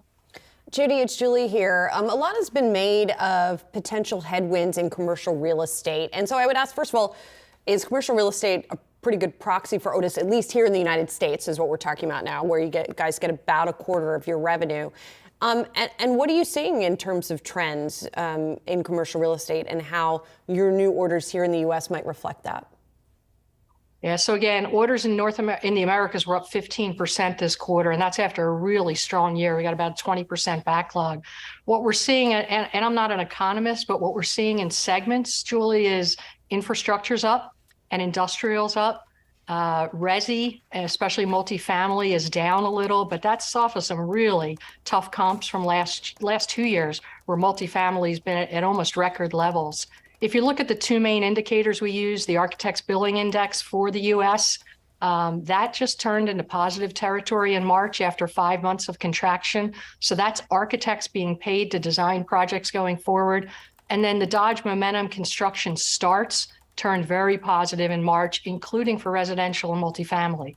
So perhaps we're at an inflection point, but we'll see. We have to wait another quarter or two to make any judgments. Judy, I'm seeing so many different trends from very large companies such as yourself as it pertains to China. So the economy clearly there is opening. I see strength in consumer goods, little less strength in industrial goods. What's happening there, and what's your outlook for that country this year? Yeah, well, let me talk from having just returned from 10 days in China, Brian. It was an amazing trip. 4 cities, and had the ability not just to talk to customers and colleagues, but also to government officials, party representatives. China is back in terms of driving for economic development, and that includes industrial. We had a really strong quarter considering how the market was down, and we anticipate real estate, especially with the state-owned enterprises, in the second half of the year to be much stronger.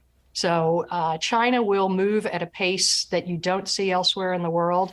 And again, it was up in industrial, it was up in commercial in the first quarter, and in infrastructure. So when residential comes back as well, and the others continue to move, especially in the tier 1 and tier 2 cities, with the sales coverage we have and the products we've introduced in China, we're expecting a strong second half recovery. How does the services requirement on the new products that you introduce differ from the legacy Otis line that's already installed within a lot of real estate? So the mandatory requirements by code vary by country, but what the new units have is they're all connected, and through sensors, through our cloud communications, we have amazing connections to 800,000 of our units already, and that grows every day. That gives us the ability to predict when a unit's going to go down. It allows us to deploy a mechanic before a unit shuts down to actually replace a part so that the customer never has to have that downtime.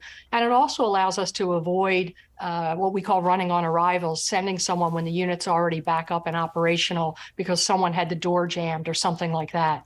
So the ability of having digital connected technology helps us, helps our customers, and helps our passengers, because in our newest products, if there is a shutdown, not only do they call our Otis Line Help Center, they can actually see that call center person on a video screen to calm them down. So it's just a much more comprehensive offering, which gives us more stickiness that lets us retain more customers.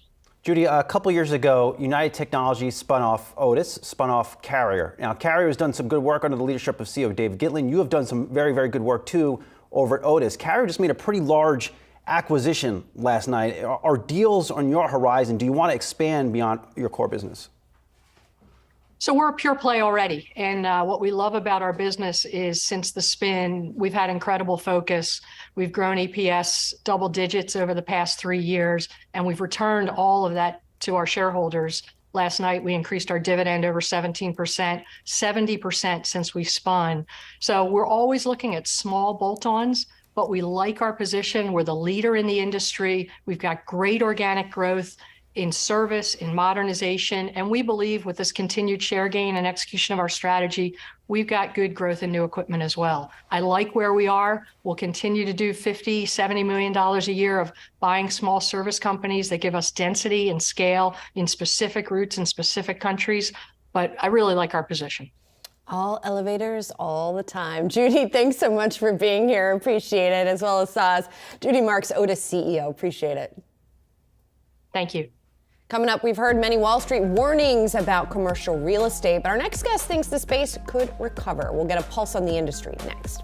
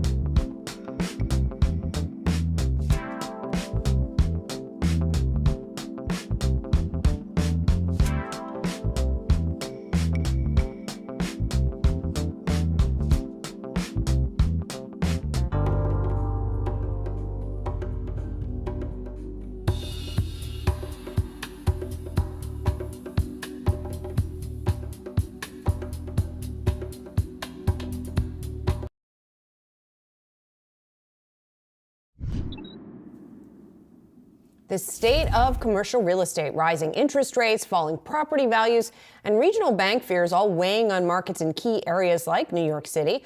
We get the inside look over at the Commercial Observer Spring Financial Forum. And joining us now is Yahoo Finance's Diane King Hall. And she's got an interview for us with Rudin Management. Diane. Yep.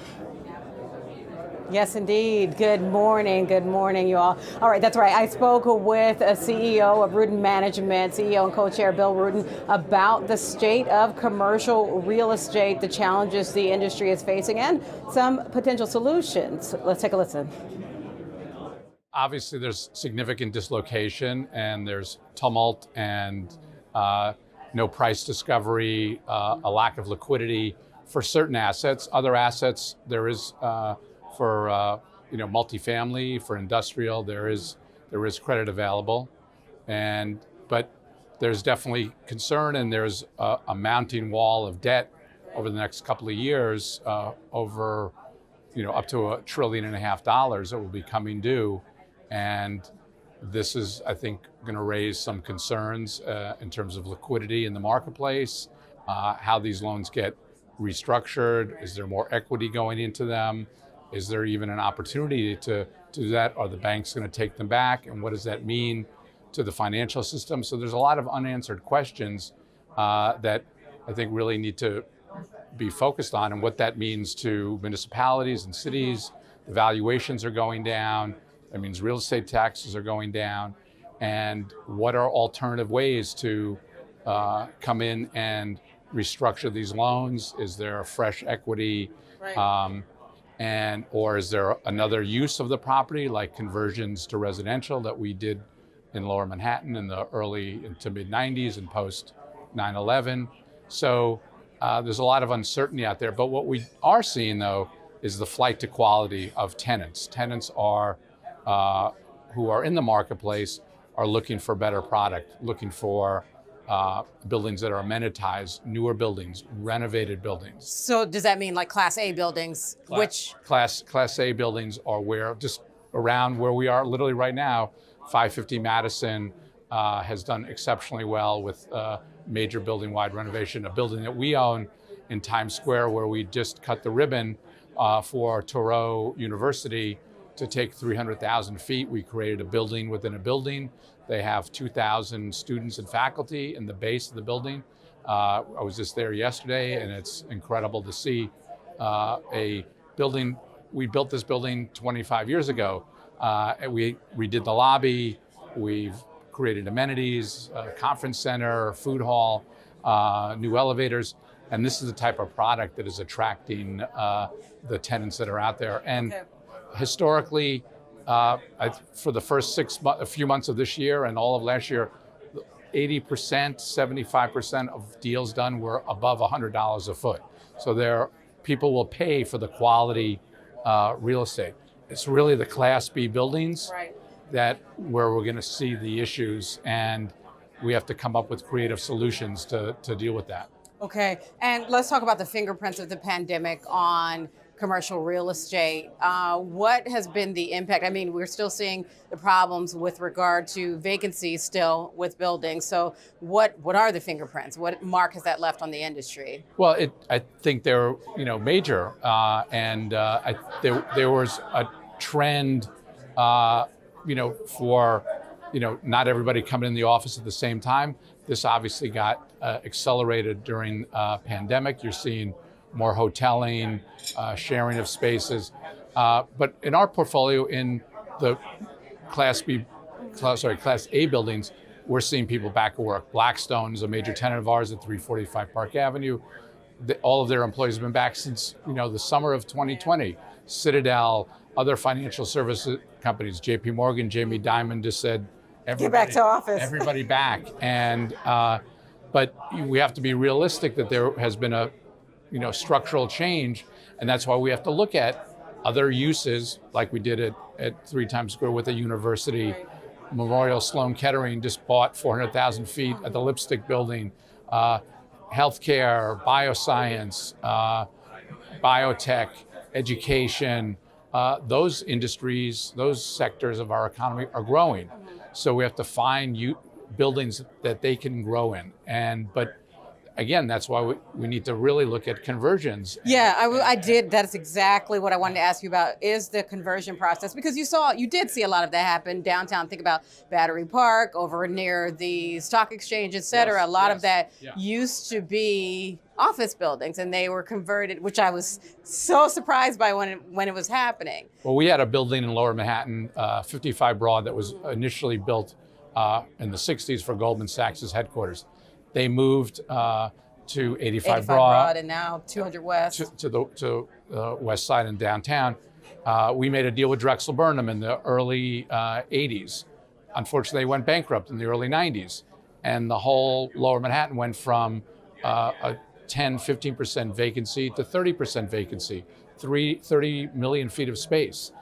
So we were scared. We came together with the government, the mayor, and the governor, the business community, and we created this downtown plan. And part of the key component of the plan was to allow conversions of obsolete older office buildings. So you went from 10,000 people living in Lower Manhattan, very few people there at night, to now over 70,000 people, and there's a tremendous vibrancy. You walk, you see kids going to school, people walking their dogs.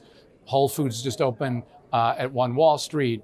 Outdoor space. I'm the former chairman of the Battery Conservancy. We just opened an incredible play space, a children's carousel. So you're seeing the investment, but it has to be a public-private partnership, similar to what we need to do in Midtown. We have a huge housing shortage at all levels, low income, affordable, middle income, workforce.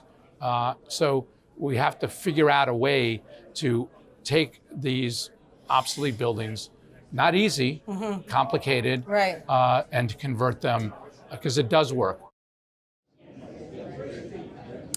That was my interview with Bill Rudin, the CEO and co-chair of Rudin Management. So again, he talked about some of the challenges in the commercial real estate sector. But again, some of the solutions he talked about was really the need for public-private partnership, especially with the idea of conversions, and taking a look back to the 90s and what happened then with commercial real estate, and maybe applying some lessons learned then to now.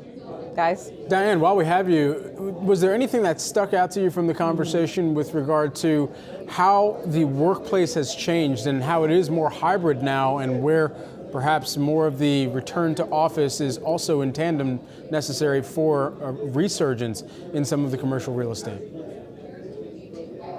So you went out a little bit on me, Brad, but I think I caught the gist of it, and really the impact of how vacancies due to how office work happens now has affected the commercial real estate market. And people I talked to, not just Bill, said, sure, there is definitely impact. There's a lasting impact to how it changed the commercial real estate industry. But what I thought was interesting with regard to Bill was he is optimistic about the sector. And he talked about not counting out New York in general, but in general not counting out those in the commercial real estate space, certainly facing a tough climate right now. They kicked the can down the road when the pandemic occurred, but now facing a tough interest rate climate. So trying just to figure out how does the industry adjust to the current times. And again, hearkening back to principles of the past and applying them to now. So he saw a big need for public-private partnership, but he also did expect to see more of that office vacancy rate reduce.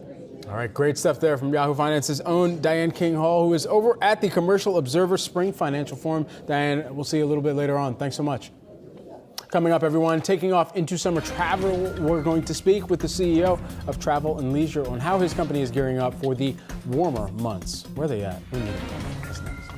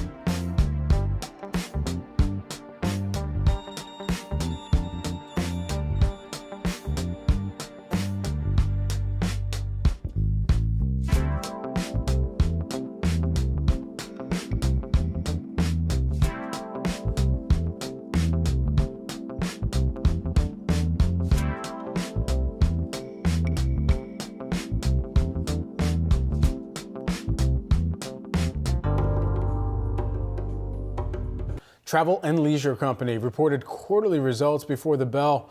Travel demand expected to remain high through the summer. An uncertain stock environment, though, and high consumer debt continue to weigh on shares of ticker symbol TNL. Joining me now to discuss the summer travel season and timeshare demand as well, Mike Brown, Travel and Leisure Company CEO. Mike, great to have you here with us. First, take us into some of the numbers. We've already spoken with several airline CEOs looking across the travel demand landscape and saying that this resurgence is still high right now in travel that's recovering from some of the pandemic lulls. So what are you seeing from travel and leisure side?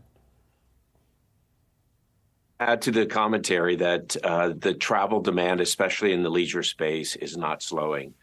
We expected with the macroeconomic news for there to be a little bit of softening in the first quarter, but it just didn't happen. And now that we're almost through April and gearing up for the summer months, there's really no signs that leisure travel is diminishing whatsoever. We have a lot of different indicators that lean demand is going to stay strong in the summer months. Most importantly is our forward bookings. They look exactly like they did in 2022. And given that that booking window that we have takes us all the way through the summer, we're expecting a really strong summer demand season.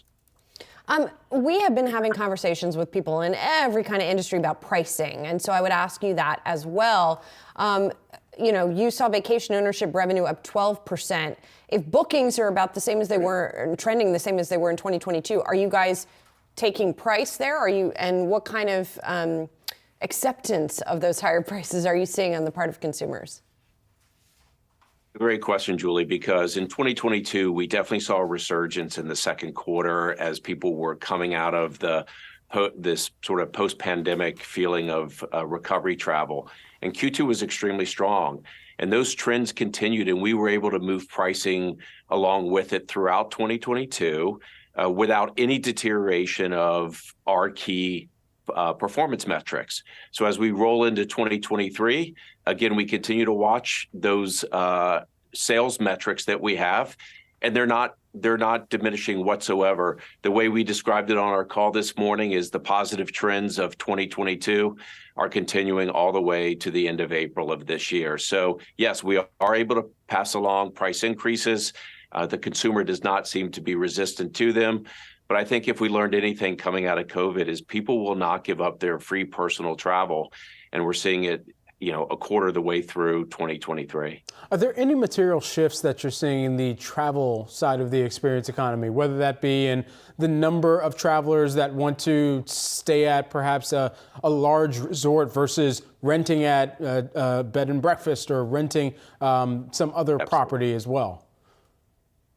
Well, I think there's a few macro trends that we can all acknowledge, whether it's in the timeshare space or the vacation and rental space, is the macro trend is clearly that people want more space when they travel. The hotel companies are moving into the space. We already know about the VRBOs and Airbnb. And the timeshare space has been there for a very long time.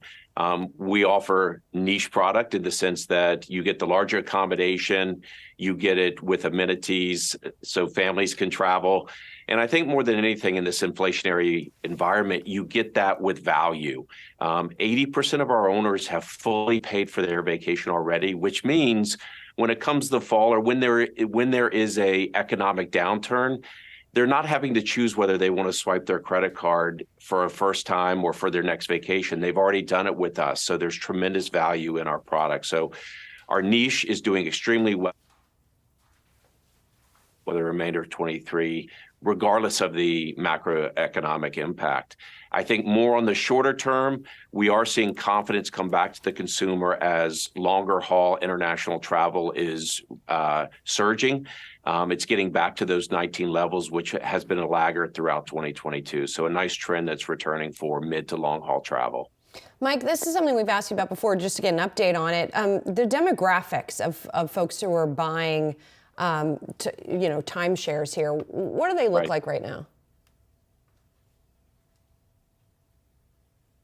52% of our new purchasers are either millennials or Gen X.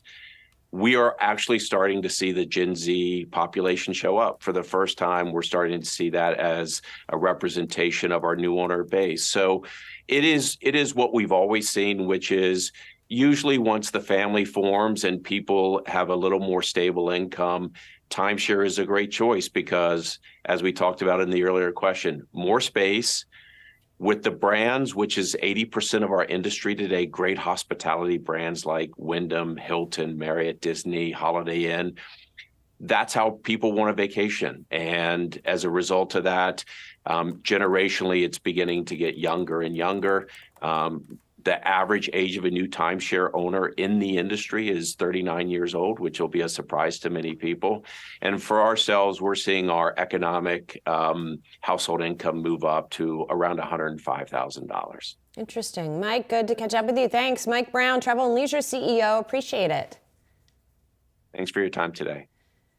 And before we let you go for this hour, we want to let you know about a few things that are coming up on Yahoo Finance Live throughout the day. Are buybacks still fashionable? Alphabet seems to think they are. From Warren Buffett's comments to President Biden's tax, we'll take a deeper dive into buyback moves this year and the effect on stocks. Plus, companies are flexing their pricing power. We've seen results from Pepsi, Chipotle, and McDonald's, the Golden Arches, all showing consumers are willing to pay for their burgers and Doritos and burritos. But is there a pushback or is tolerance holding up? We're going to discuss. Yeah, travel and leisure as well. We just heard Mike Brown talking about that. And finally, another big day for the 3 to 5. Meta reporting earnings after the bell. Will Mark Zuckerberg tout his year of efficiency? Will the metaverse still make headlines? We'll break those numbers. They'll break those numbers as soon as they cross. And then after the 3 to 5, we have After the Call. Brad, who likes his 24-hour workday. It's the only way I'll have it. He's going to be back for After the Call today, joined by Diane King Hall. They'll be talking about Meta and bringing you everything you need to know from the earnings call. But next, more me. Rochelle's out today. I'll be sitting in. Keep it right here.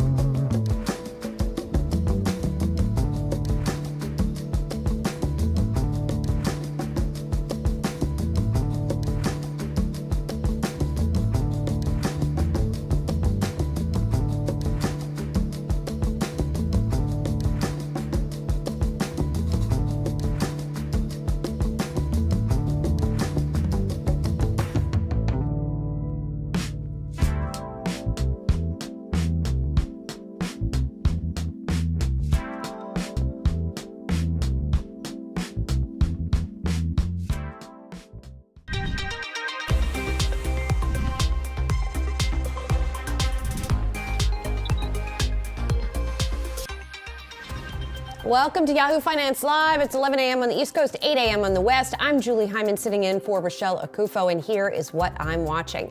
Alphabet's $70 billion boost. Share buybacks might be a part of corporate America's toolkit. And is Warren Buffett right in calling the naysayers economically illiterate? We'll take stock of it this hour. You want fries with that? Maybe not. McDonald's results gave us hints consumers might be scaling back a touch when they cross beneath the golden arches. Could brand loyalty be tapering off? That's ahead. And key developments, Xi Jinping and Volodymyr Zelensky hold their first call since the war with Russia began. We'll bring you the details and exclusive reporting from Yahoo News on a fresh push by House lawmakers to support Ukraine. But first, let's check in on the major indices. We have a mixed picture right now, really seeing a divergence today between the Dow and the Nasdaq. In particular, the Nasdaq getting a boost from the likes of Microsoft. It's up by 1%. The Dow, though, pulling back by 1%. We do have a mixed crop of earnings that is fueling that divergence here in today's session. So that's what's going on. We're seeing healthcare and utilities, the biggest drags on the S&P 500. And let's check in on the Treasury market as well. Obviously, that feeds into what's going on when it comes to stocks as well. Seeing a little bit of a pullback in yields, but really not much movement. The 10-year yield marginally lower, 3.39% is where it stands at the moment. And turning to our top story now, getting into Google. Alphabet highlighting its cloud division in its earnings report, but investors considering if its cloud unit stands alone or if Google's worth more as the sum of its parts. Joining us now is a key investor, Chris Ballard, managing director at Check Capital Management, who holds the shares. Chris, thanks for being here. So when we look at the different parts of Alphabet here, search beating estimates, but falling back a little bit, right? Cloud, it looks like at both Alphabet and Microsoft doing a little bit better than estimated. What do you think is the most valuable part of Alphabet right now? Well, right now, the cloud business is fabulous. They did about 26%, 28% year over year versus the other quarter. And that's on the back of 44% growth last year for the same quarter. So they're really knocking it out of the park with the cloud. And we expect that to continue going forward. Search, obviously, is their big behemoth. Right, about $40 billion of the revenue comes from search. 40 billion of, let's say, the roughly $70 billion that they reported last quarter. So the fact that that's still growing in a somewhat softening economy was a definite positive for us as well. We've talked a little bit about YouTube here this morning as well, and how that business is doing.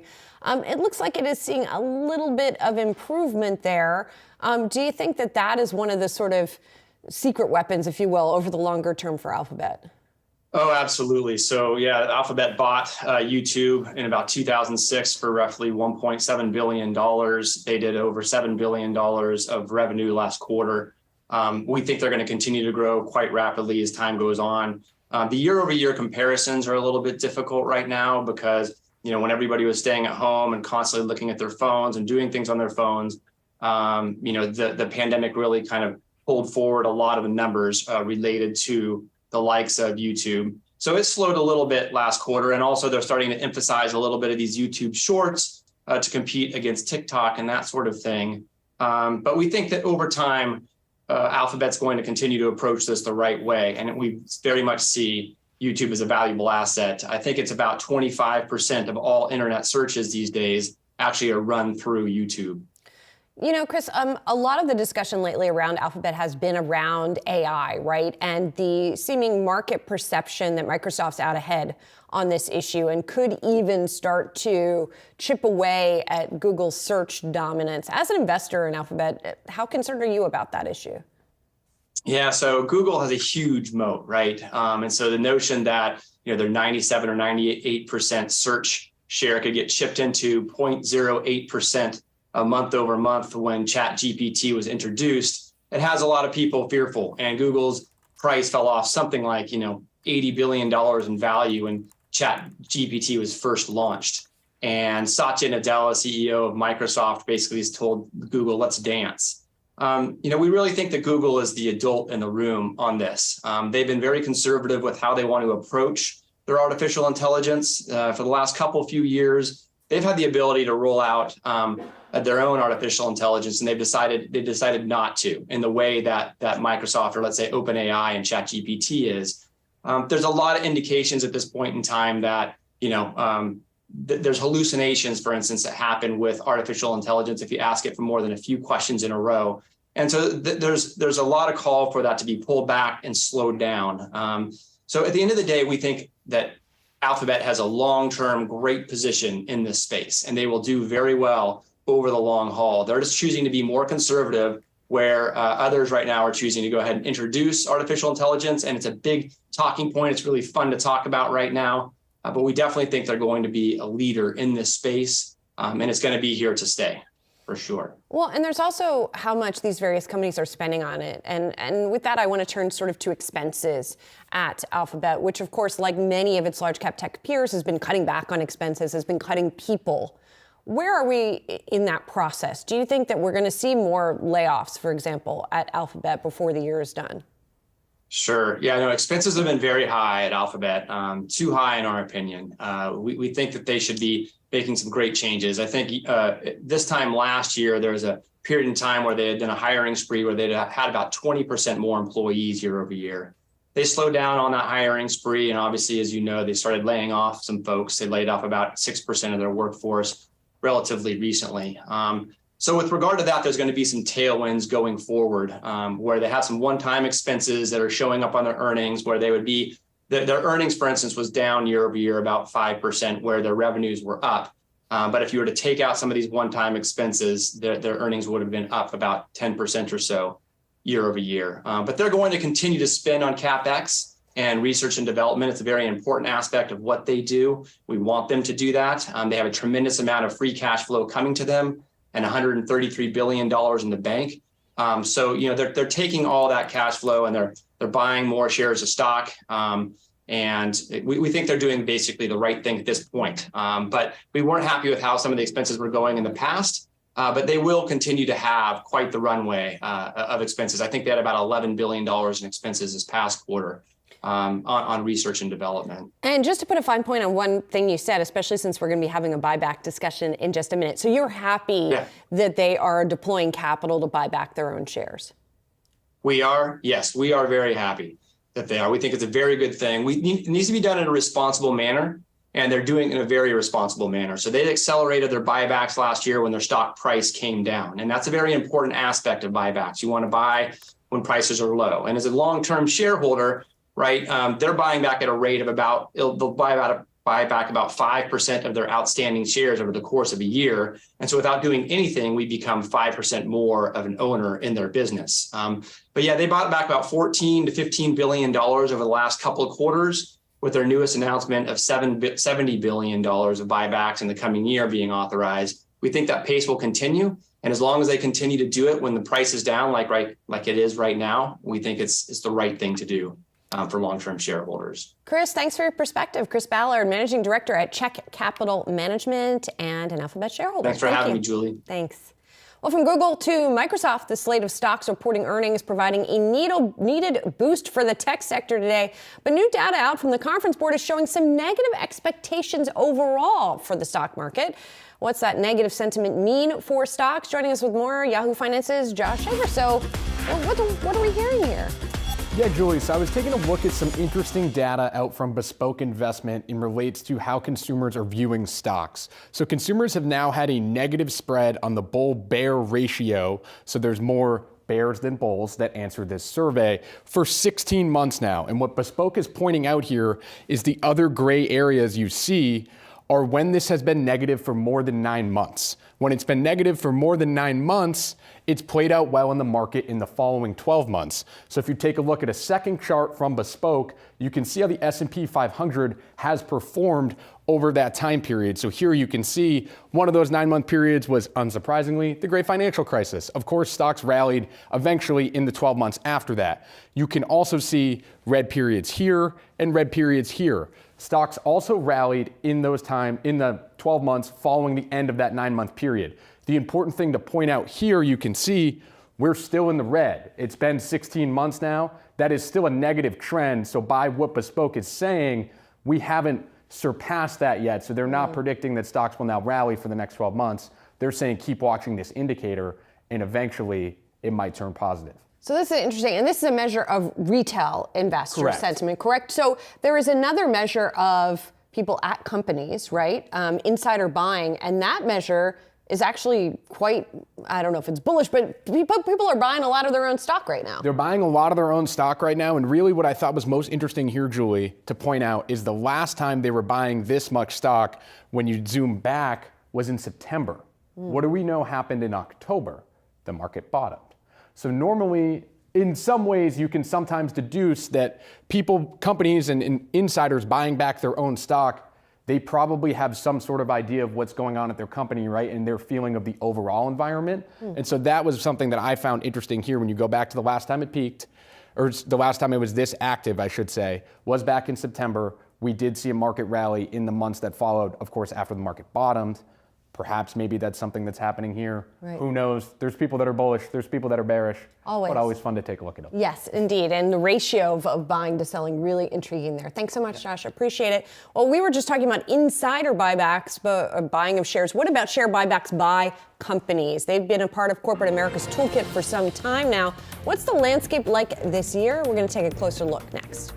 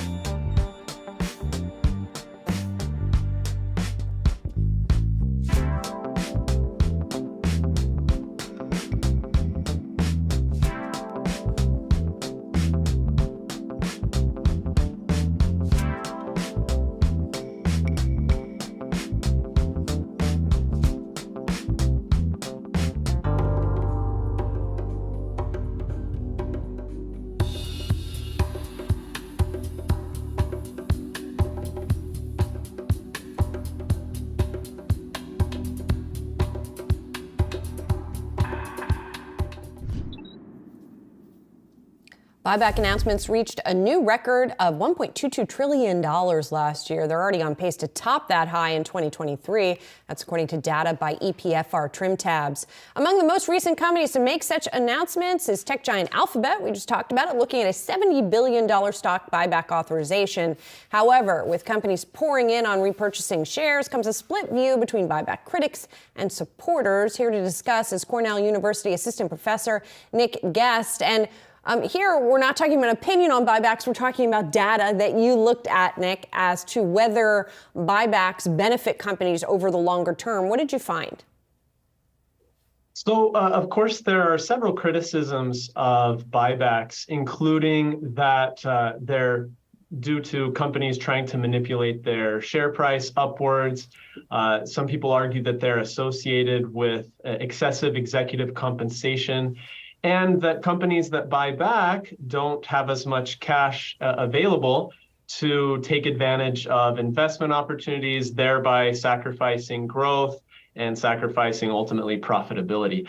But our evidence comparing both companies that repurchased and companies that don't repurchase shares didn't find any large-scale, on average, evidence of any of those things. Of course, there are rare instances of companies abusing buybacks, but whether a company repurchases a large or small amount, whether they repurchase frequently or infrequently, we didn't find short-term price bumps followed by poor long-term performance. We didn't find excessive executive education, no sacrificing of investment opportunities. So the firms that repurchase, they tend to be profitable and invest steadily. So that's our main takeaway that, of course, conflicts with the major criticisms for the majority of firms. On the flip side, did you find any sort of long-term benefit from doing the buybacks? There isn't much evidence of that either. So our main takeaway is that share buybacks don't create or destroy a lot of wealth. So then you might wonder, well, then why are companies repurchasing, as you just showed, more than on track for more than $1 trillion this year? And the benefits seem to be an opportunity for management to signal that they believe the stock is undervalued. Your previous guest, Chris, brought that one up. Of course, repurchases have more flexibility than dividends. They're easier to temporarily cut during a downtime. Repurchasing shares reduces the amount of cash that could be misused on management's pet projects. And finally, the managers and others, the board, for example, can use the repurchase shares to compensate employees. So those seem to be the benefits as opposed to improving long-term profitability or creating additional investment opportunities or anything like that. Interesting. That's really interesting and sort of counter to the conventional wisdom, it would seem, around buybacks. One of the reasons that they've been under more scrutiny recently is, of course, that the Biden administration has proposed an increase in taxes on dividends to 4%. Do we have any sense of what kind of effect that could have? Well, and this is where we get more into conjecture because we haven't had a long enough time period to collect data or see the effects of the current 1% even. And then, of course, the 4% proposal is a hypothetical. So because it's just 1% and those benefits of buyback seems so strong for so many firms. That 1% tax that we have currently, we don't think is likely to dissuade most firms from buying back their shares, nor is it likely to raise a significant amount of revenue for the government. However, if the disincentives increase, for example, if we get this 4% tax or other limits on what managers can do in terms of selling their own shares after the company has bought back shares, and other potential restrictions, then some firms might decide to retain the cash instead or switch to dividends, which both could have negative consequences. For example, dividends, as we know, are taxed at income tax. They're taxed as income, whereas repurchases typically generate a capital gain. So that could create some additional costs for shareholders.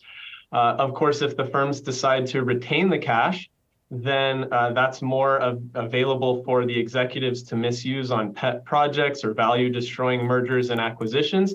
And things like a value-destroying merger and acquisition could hurt employees who often get laid off or misallocated in such transactions. So currently, it doesn't seem like the 1% will have much of an effect, but they're increasing taxes or restrictions definitely could cause some changing behavior at companies. Yeah, unintended consequences. But the 4% doesn't seem like it's getting much traction at the moment. We'll talk to you again if it changes.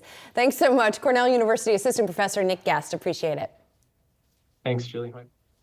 Coming up, is tech the savior for what has been a somewhat mixed results season so far? Microsoft and Alphabet certainly playing into that narrative for the moment.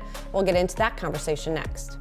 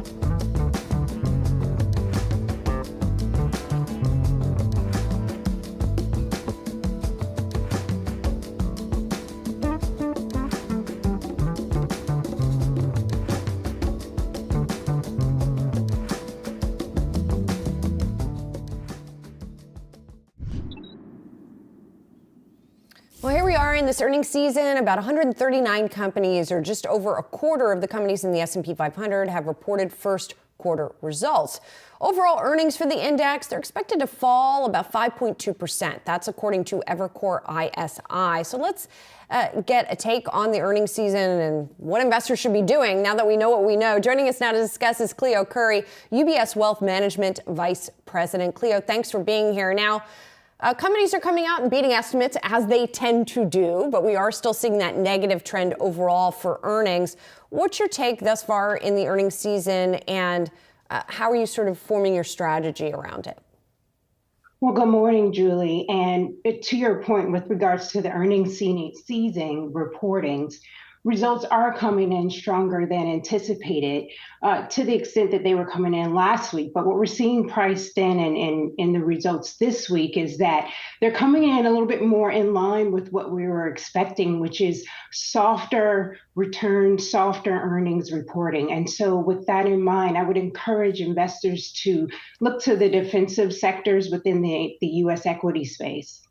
And what does defensive mean to you, Cleo? I feel like it's sort of in the eye of the beholder, and it also changes over time as different sectors sort of get defensive at different times in the economic cycle. Sure. So that's a very good question. And defensive are consumer staples, industrials, utilities. These are companies that are going to benefit from and be relatively insulated from slower growth. And also is particularly on the utility standpoint, companies that will benefit from the infrastructure spending that's set to play out. Interesting. On the flip side of that is mega cap tech, which we're starting to talk about today, of course, with Microsoft and Alphabet, and then we'll be following Meta and Amazon as the week goes on. We have seen such an outperformance by those stocks and such a weighting of those stocks in the rally that we've seen thus far this year. Is that an area that you think investors should be staying away from right now? I'd be cautious on tech. Tech certainly had a run-up in the markets at the start of this year, but that was likely due to the tech markets pricing in a soft landing versus a hard landing or recession. So it's not pricing in those factors. Another reason to be cautious on the tech space is that their earnings are still And Cleo, we've also had a lot of discussions with various strategists on the show about about what they're recommending for sort of equity cash or equity fixed income balances, because oddly enough, fixed income has been like the new hotness this year because everybody's attracted by the yields. How are you thinking about that as we head into the second half of the year and maybe or probably a pause from the Fed? Sure. So what I found with working with my clients is that cash and also high quality bonds have been somewhat of a flight to safety. They've worked out well. Yields have been quite attractive on the short end and within the liquid space. But one thing that I would caution investors to keep in mind is that at a certain point, the Fed will stop hiking, they will pause, and rates will start to come down, and they could come down quickly. So I think it's a good opportunity for investors to start considering some duration priced into their bonds so that when rates do start to pull back, they're already taking advantage of some of the rates within the fixed income space on the longer duration side. Interesting. Good thing to keep an eye on. Cleo, thank you so much. Cleo Curry, UBS Wealth Management Vice President. Appreciate it. Coming up, big moves. Ukraine's Volodymyr Zelensky holds a pivotal phone call at a critical time in the war. We'll get you the details on that and some moves that U.S. lawmakers are reportedly planning on the offensive.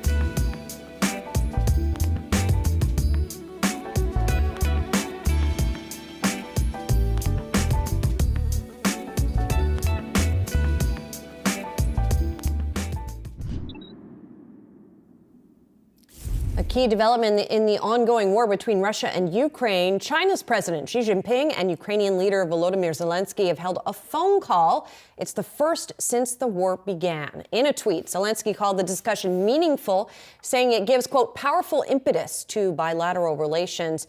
This comes as Yahoo News has exclusive reporting on the conflict. Senior White House correspondent Alexander Nazarian says a new bipartisan House resolution calling on an outright victory over Russia will be introduced today. And Alex is joining us now, along with Yahoo Finance's Rick Newman as well, who's been tracking this. Alex, first of all, talk to us about the significance of this resolution and what you're reporting is finding on who's going to introduce it, what it's going to mean. Well, thanks for having me. Nice to see you, Rick. Actually, both the House introduced its resolution yesterday, and then the Senate followed, which is even more significant because that is the upper chamber. So now you have both chambers of Congress. You have a bipartisan, bicameral resolution saying we want victory in Ukraine. That is that should be the American position. And I think the most interesting and maybe controversial aspect of this resolution is it calls for a return to the 1991 borders, the borders Ukraine had when it achieved independence after the collapse of the Soviet Union. So that would mean retaking all of the eastern regions that Russia seized and then annexed, and crucially also the Crimean Peninsula, which has enormous significance for both Ukraine and Russia, cultural, geopolitical, historic. So these resolutions are very significant because they come at a time when support for the war effort is fraying a little bit, both legislatively and in the American populace. And this sort of tells Zelensky, it tells Putin, it tells the world, and we're still here. We're backing Ukraine as long as it takes. Does this resolution, Alex, or do these resolutions come with anything backing them up? Any more funding for weapons, for example? No, they're not legislation that appropriates any funds. This is more we could call it a statement of policy, or really a statement of resolve. And they still, both of them need passage, but because both have bipartisan support, I think both stand a good chance of passage. But no, this is simply I would say it's a definition, right? Because we have never really defined what Ukrainian victory looks like. Sometimes it's expelling Russia outright. Sometimes it's something less than that. This makes it pretty clear that victory is going to be just pushing Russia all the way back to the 91 borders, and also holding Russia to account financially and perhaps in a war criminal tribunal for what it's done. Yeah, it's really interesting and perhaps surprising that this is the definition they've hit upon.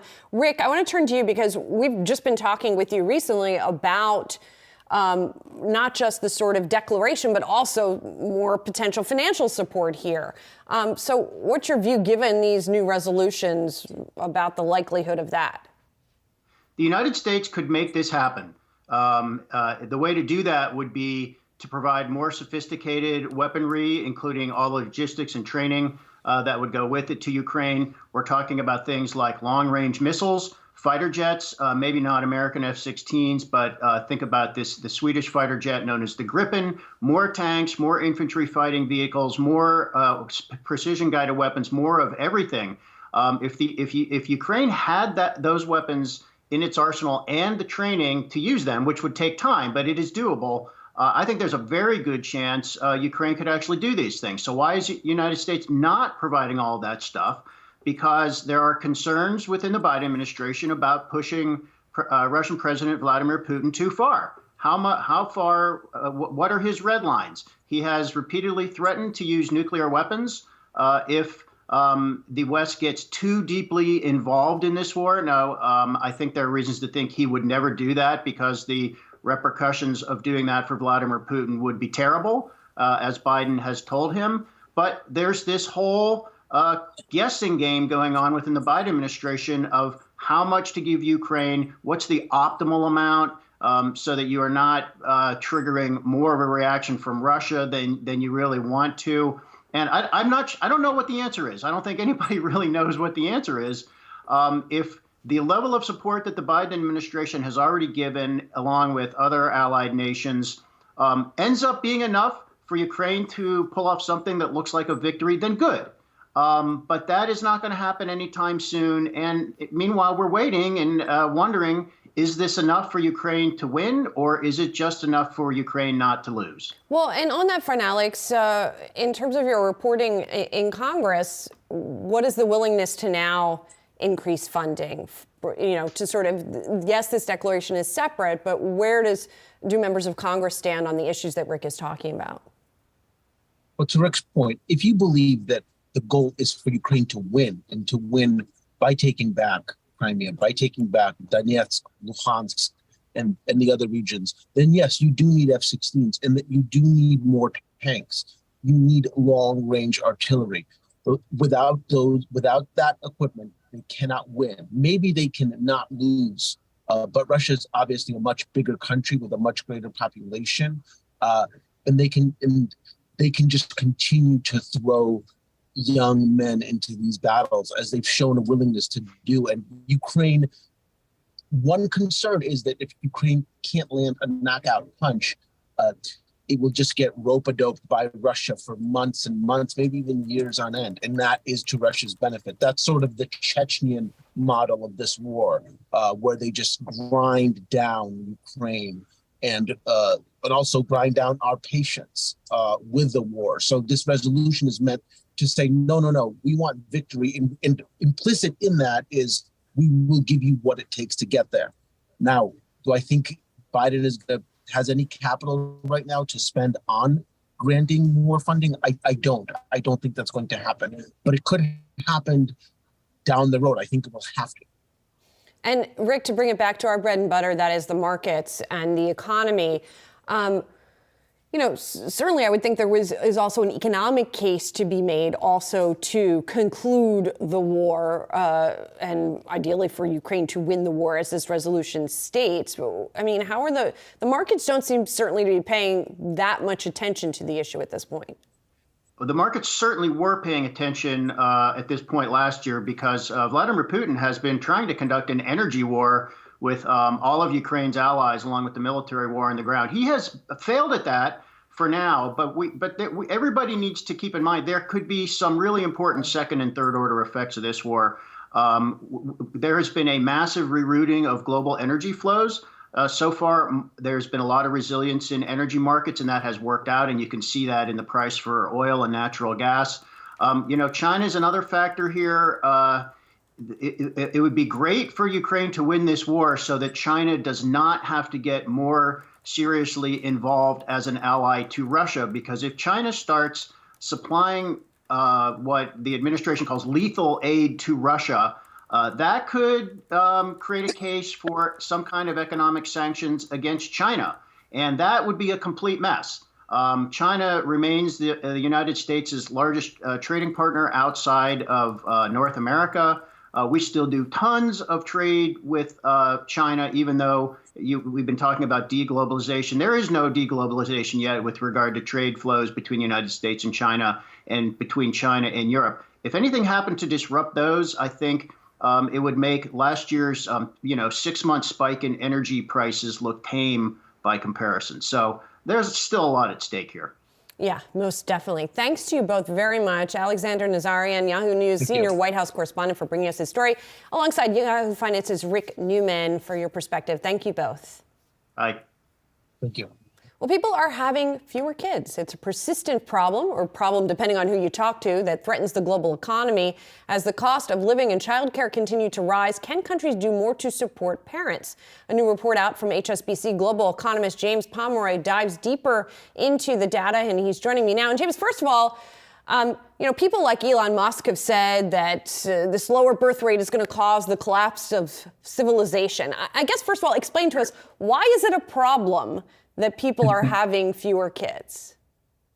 Well, exactly. I think a lot of people will say, isn't it fantastic that the world's population either isn't growing as quickly or starts shrinking, and that will do quite a lot to help us with some of the challenges we have, making sure we have enough homes, tackling some of the environmental issues that we face as a planet. So some people would say this is a good thing, but it's a damaging thing in terms of economic sort of momentum and economic growth. If you think about working age populations and how crucial they are in terms of determining the number of consumers, the number of taxpayers, the number of workers, it's absolutely fundamental. And what's happening with birth rates at the moment in most economies is they're falling really, really quickly to levels that most people thought wasn't possible. And so what you're ending up getting is a situation where in some economies, we're talking about populations that could halve during the course of the next generation based on the path they're on because of how low birth rates are. So it's a potentially big challenge for potential GDP growth, for the size of the labor force, and for many other economic variables beyond that. Well, we're all going to be replaced by robots anyway, so it's okay. No, just kidding, James. So I guess if you're going to attack the problem, first of all, you have to figure out why it's happening, right? Do we have good insight into why the birth rates are going down? There's a number of different reasons. I don't think many economists or demographers have really said it's exactly this reason or exactly that reason. There's a number of things we think are really, really contributing to it. Firstly, there's some big social changes. So we've had many more people getting married later, starting families later because of changes in sort of the things they're focusing on as couples or as families. You've had a greater participation of women in the workforce, which has played a big role in pushing the age of first-time mums back in many economies, and that continues to play out across the world. There's the huge economic question as well. The cost of buying a home, renting a home large enough to raise a family, thinking about the cost of childcare. In many economies, they're hugely prohibitive for many young people who therefore just cannot afford to think about raising a family. And therefore, it becomes almost impossible for many young people. That's clearly playing a bit of a role, one that's accelerated after the pandemic. And then there's big questions about social attitudes. Now, a lot of young people today are worried about climate change. They're worried about the impact they could have on the world by bringing more people into it, or the world they could be raising their families into. So these sorts of social dilemmas too are playing a role. But there's many, many reasons why these birth rates are coming down. And there's a huge challenge for governments to think about how they can try and lift them back up again. Well, let's get to that question then, right? I mean, we've seen certainly policy work in the opposite direction in the case of China, most notably trying to limit the birth rate at one time. So how do they convince people to, I mean, attacking climate change, maybe, if that's one of the reasons? This is the challenge, is it's very easy, well, theoretically much easier to make people have fewer children than it is to encourage them to have more children, because therefore you're sort of forcing a lifestyle change on people. So you can almost encourage people to have larger families, or you can make it easier for them to do so. And of all of the variables that are out there, it's very hard for policy to impact people's social changes and the way the economy is evolving. The bit that's easiest to tackle is some of the financial issues here. So if you look at the cost of raising families, you look at childcare support, you look at how expensive certain parts of education are, or very young childcare. These sorts of things, lowering the cost of those or improving the quality of those can really make a difference.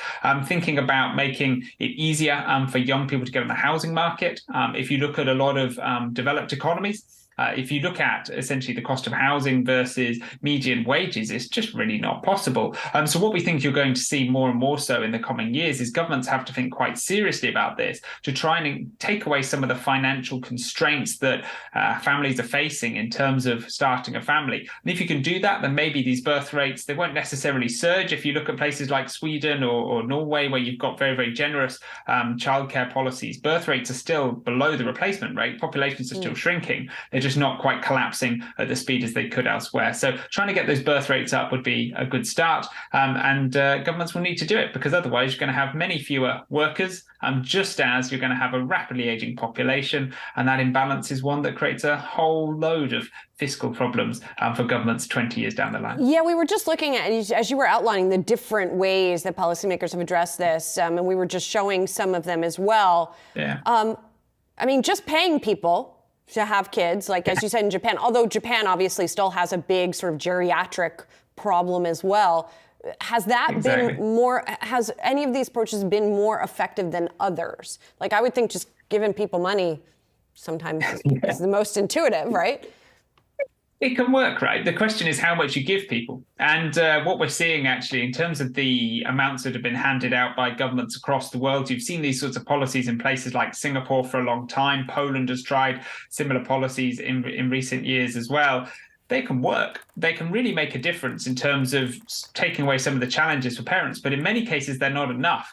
You're still encouraging people to take on a cost which is extremely high and need to sort of stretch their earnings even further than they need to, even with the support the governments are giving. So you've seen places like Korea and Japan is going to go down a similar path of just multiplying the payments they're giving out to try and sort of turn these things around, because a lot of these governments are now getting the data in from 2022. They're saying how few children are born, and they're almost panicking. They're looking at these numbers and going, well, hang on, if we do the maths, if you're Korea, you look at your current birth rate, if nothing changes, your population is dropping by 60% this century. So you've got to take serious action. So I wouldn't be surprised if we were to see even more generous financial support for young people thinking about starting families to try and turn this around, because it's something that's getting quite embedded in the data. The pandemic probably hasn't helped, and that number is more likely to move lower than higher in the years to come unless something dramatic changes. I'd like to get paid for my children. Thank you so much, James. James Promore, a global economist at HSBC. Really interesting stuff. Appreciate it. Thank you very much. Coming up, pricing power. This is why you need to get paid to have kids. You got to pay more for everything. McDonald's results yesterday giving us hints that consumers, though, might be scaling back a touch when they cross beneath the golden arches. Could that brand loyalty theme be tapering off? That's next.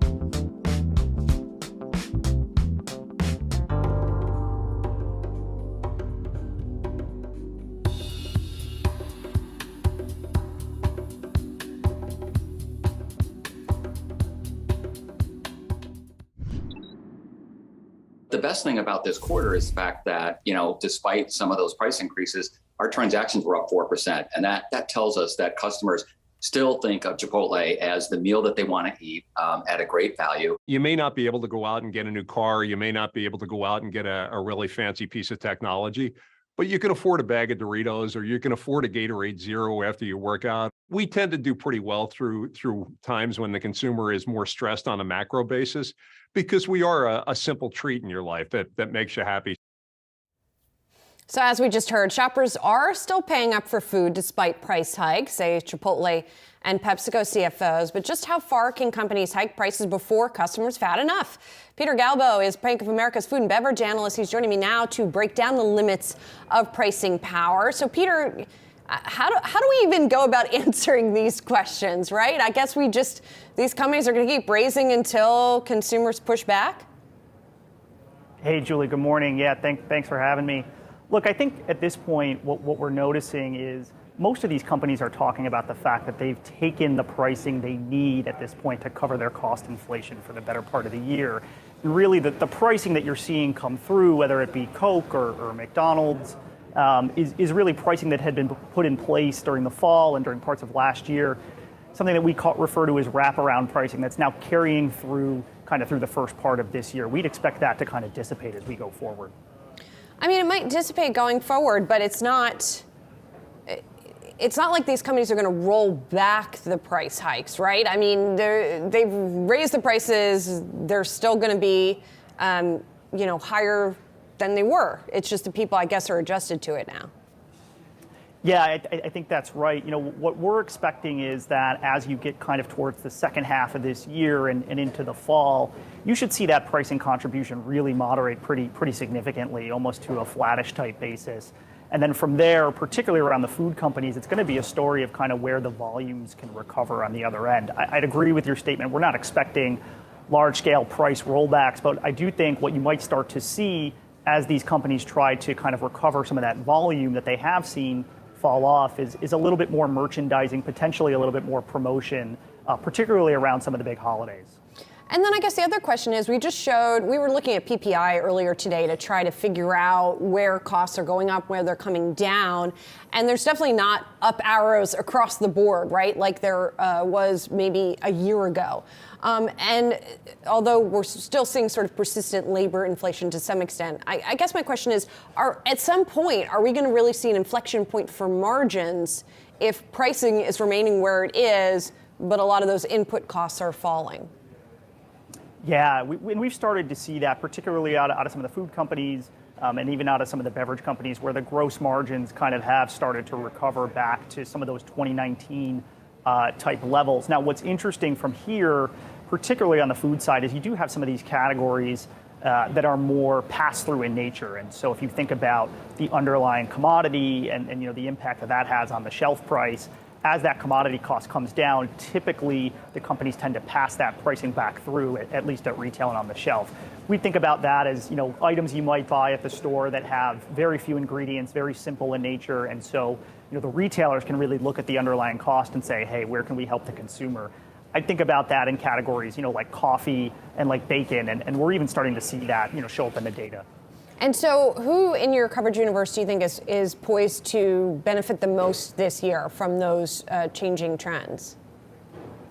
Yeah, I think from a cost standpoint, where we're seeing a lot of that deflation or disinflation, it's probably going to be more on the food side. They just have more exposure to some of the agricultural companies.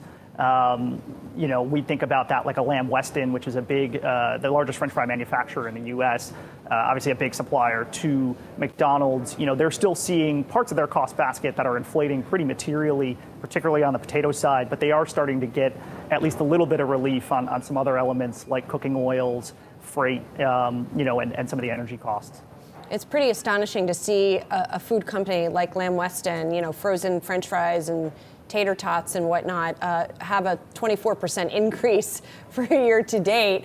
I mean, are any of these guys, in anticipation of all this, are any of them getting pricey? What are we seeing in terms of valuations? Yeah, and Lamb Weston is a pretty unique company within our coverage. So again, more of a food service bend versus, say, a Smucker's or a Campbell. About 85% of their sales come from restaurants. The potato industry has gone through a tremendous upheaval in the past few years, just given the crop that's happened in parts of Washington and Idaho here in the U.S. We've really had some idiosyncratic issues. But what I do think is, fries are an indulgent category. Capacity is very tight. Think about it like chocolate or coffee. It's something that we're not really willing to give up. And so you've seen that pricing power come through, and even as McDonald's mentioned yesterday, the traffic has still been very good. Yeah, definitely. All right, thanks so much, Peter. Great to get your perspective on this. Peter Galbo is Bank of America food and beverage analyst. Appreciate it. Thanks. We got some trending tickers for you. I want to start with Tesla. Really interesting movement today. The stock is down and trading at its intraday low in about 3 months' time, although, of course, it's still up 26% year to date. Jefferies did downgrade the stock to a hold, trimming its price target to 185 from 230. The analysts over there are concerned about the impact that the company's aggressive price cuts will have on margins. And Jefferies says the auto industry is, quote, structurally low returns may prevail over Tesla in the end. Also seeing that the put-call ratio is at unusual levels. Some folks tweeting about that today. So that's something to keep an eye on as well. And it's interesting, even on a day when we see other large cap tech doing well, like Microsoft, for example, Tesla falling back. Let's also talk about what's happening in Bitcoin today. Bitcoin up about 9%, although not back above 30,000. First Republic earnings are reigniting concerns maybe around the health of banks. Bitcoin is currently benefiting from the lack of clarity about First Republic's future as investors looking for other places to put their money. I'm always a little suspicious of that thesis for why Bitcoin gets a bid when there are concerns about the banking sector.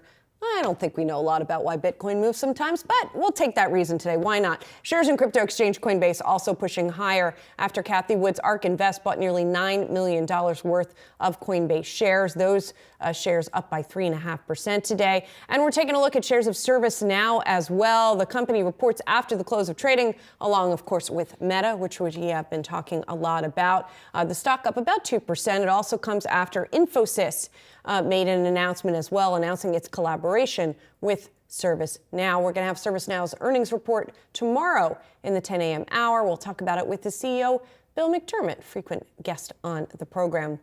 And as we take a final look at the markets here, we have seen a lot of bouncing around thus far today, actually. We saw the Dow and the S&P going negative.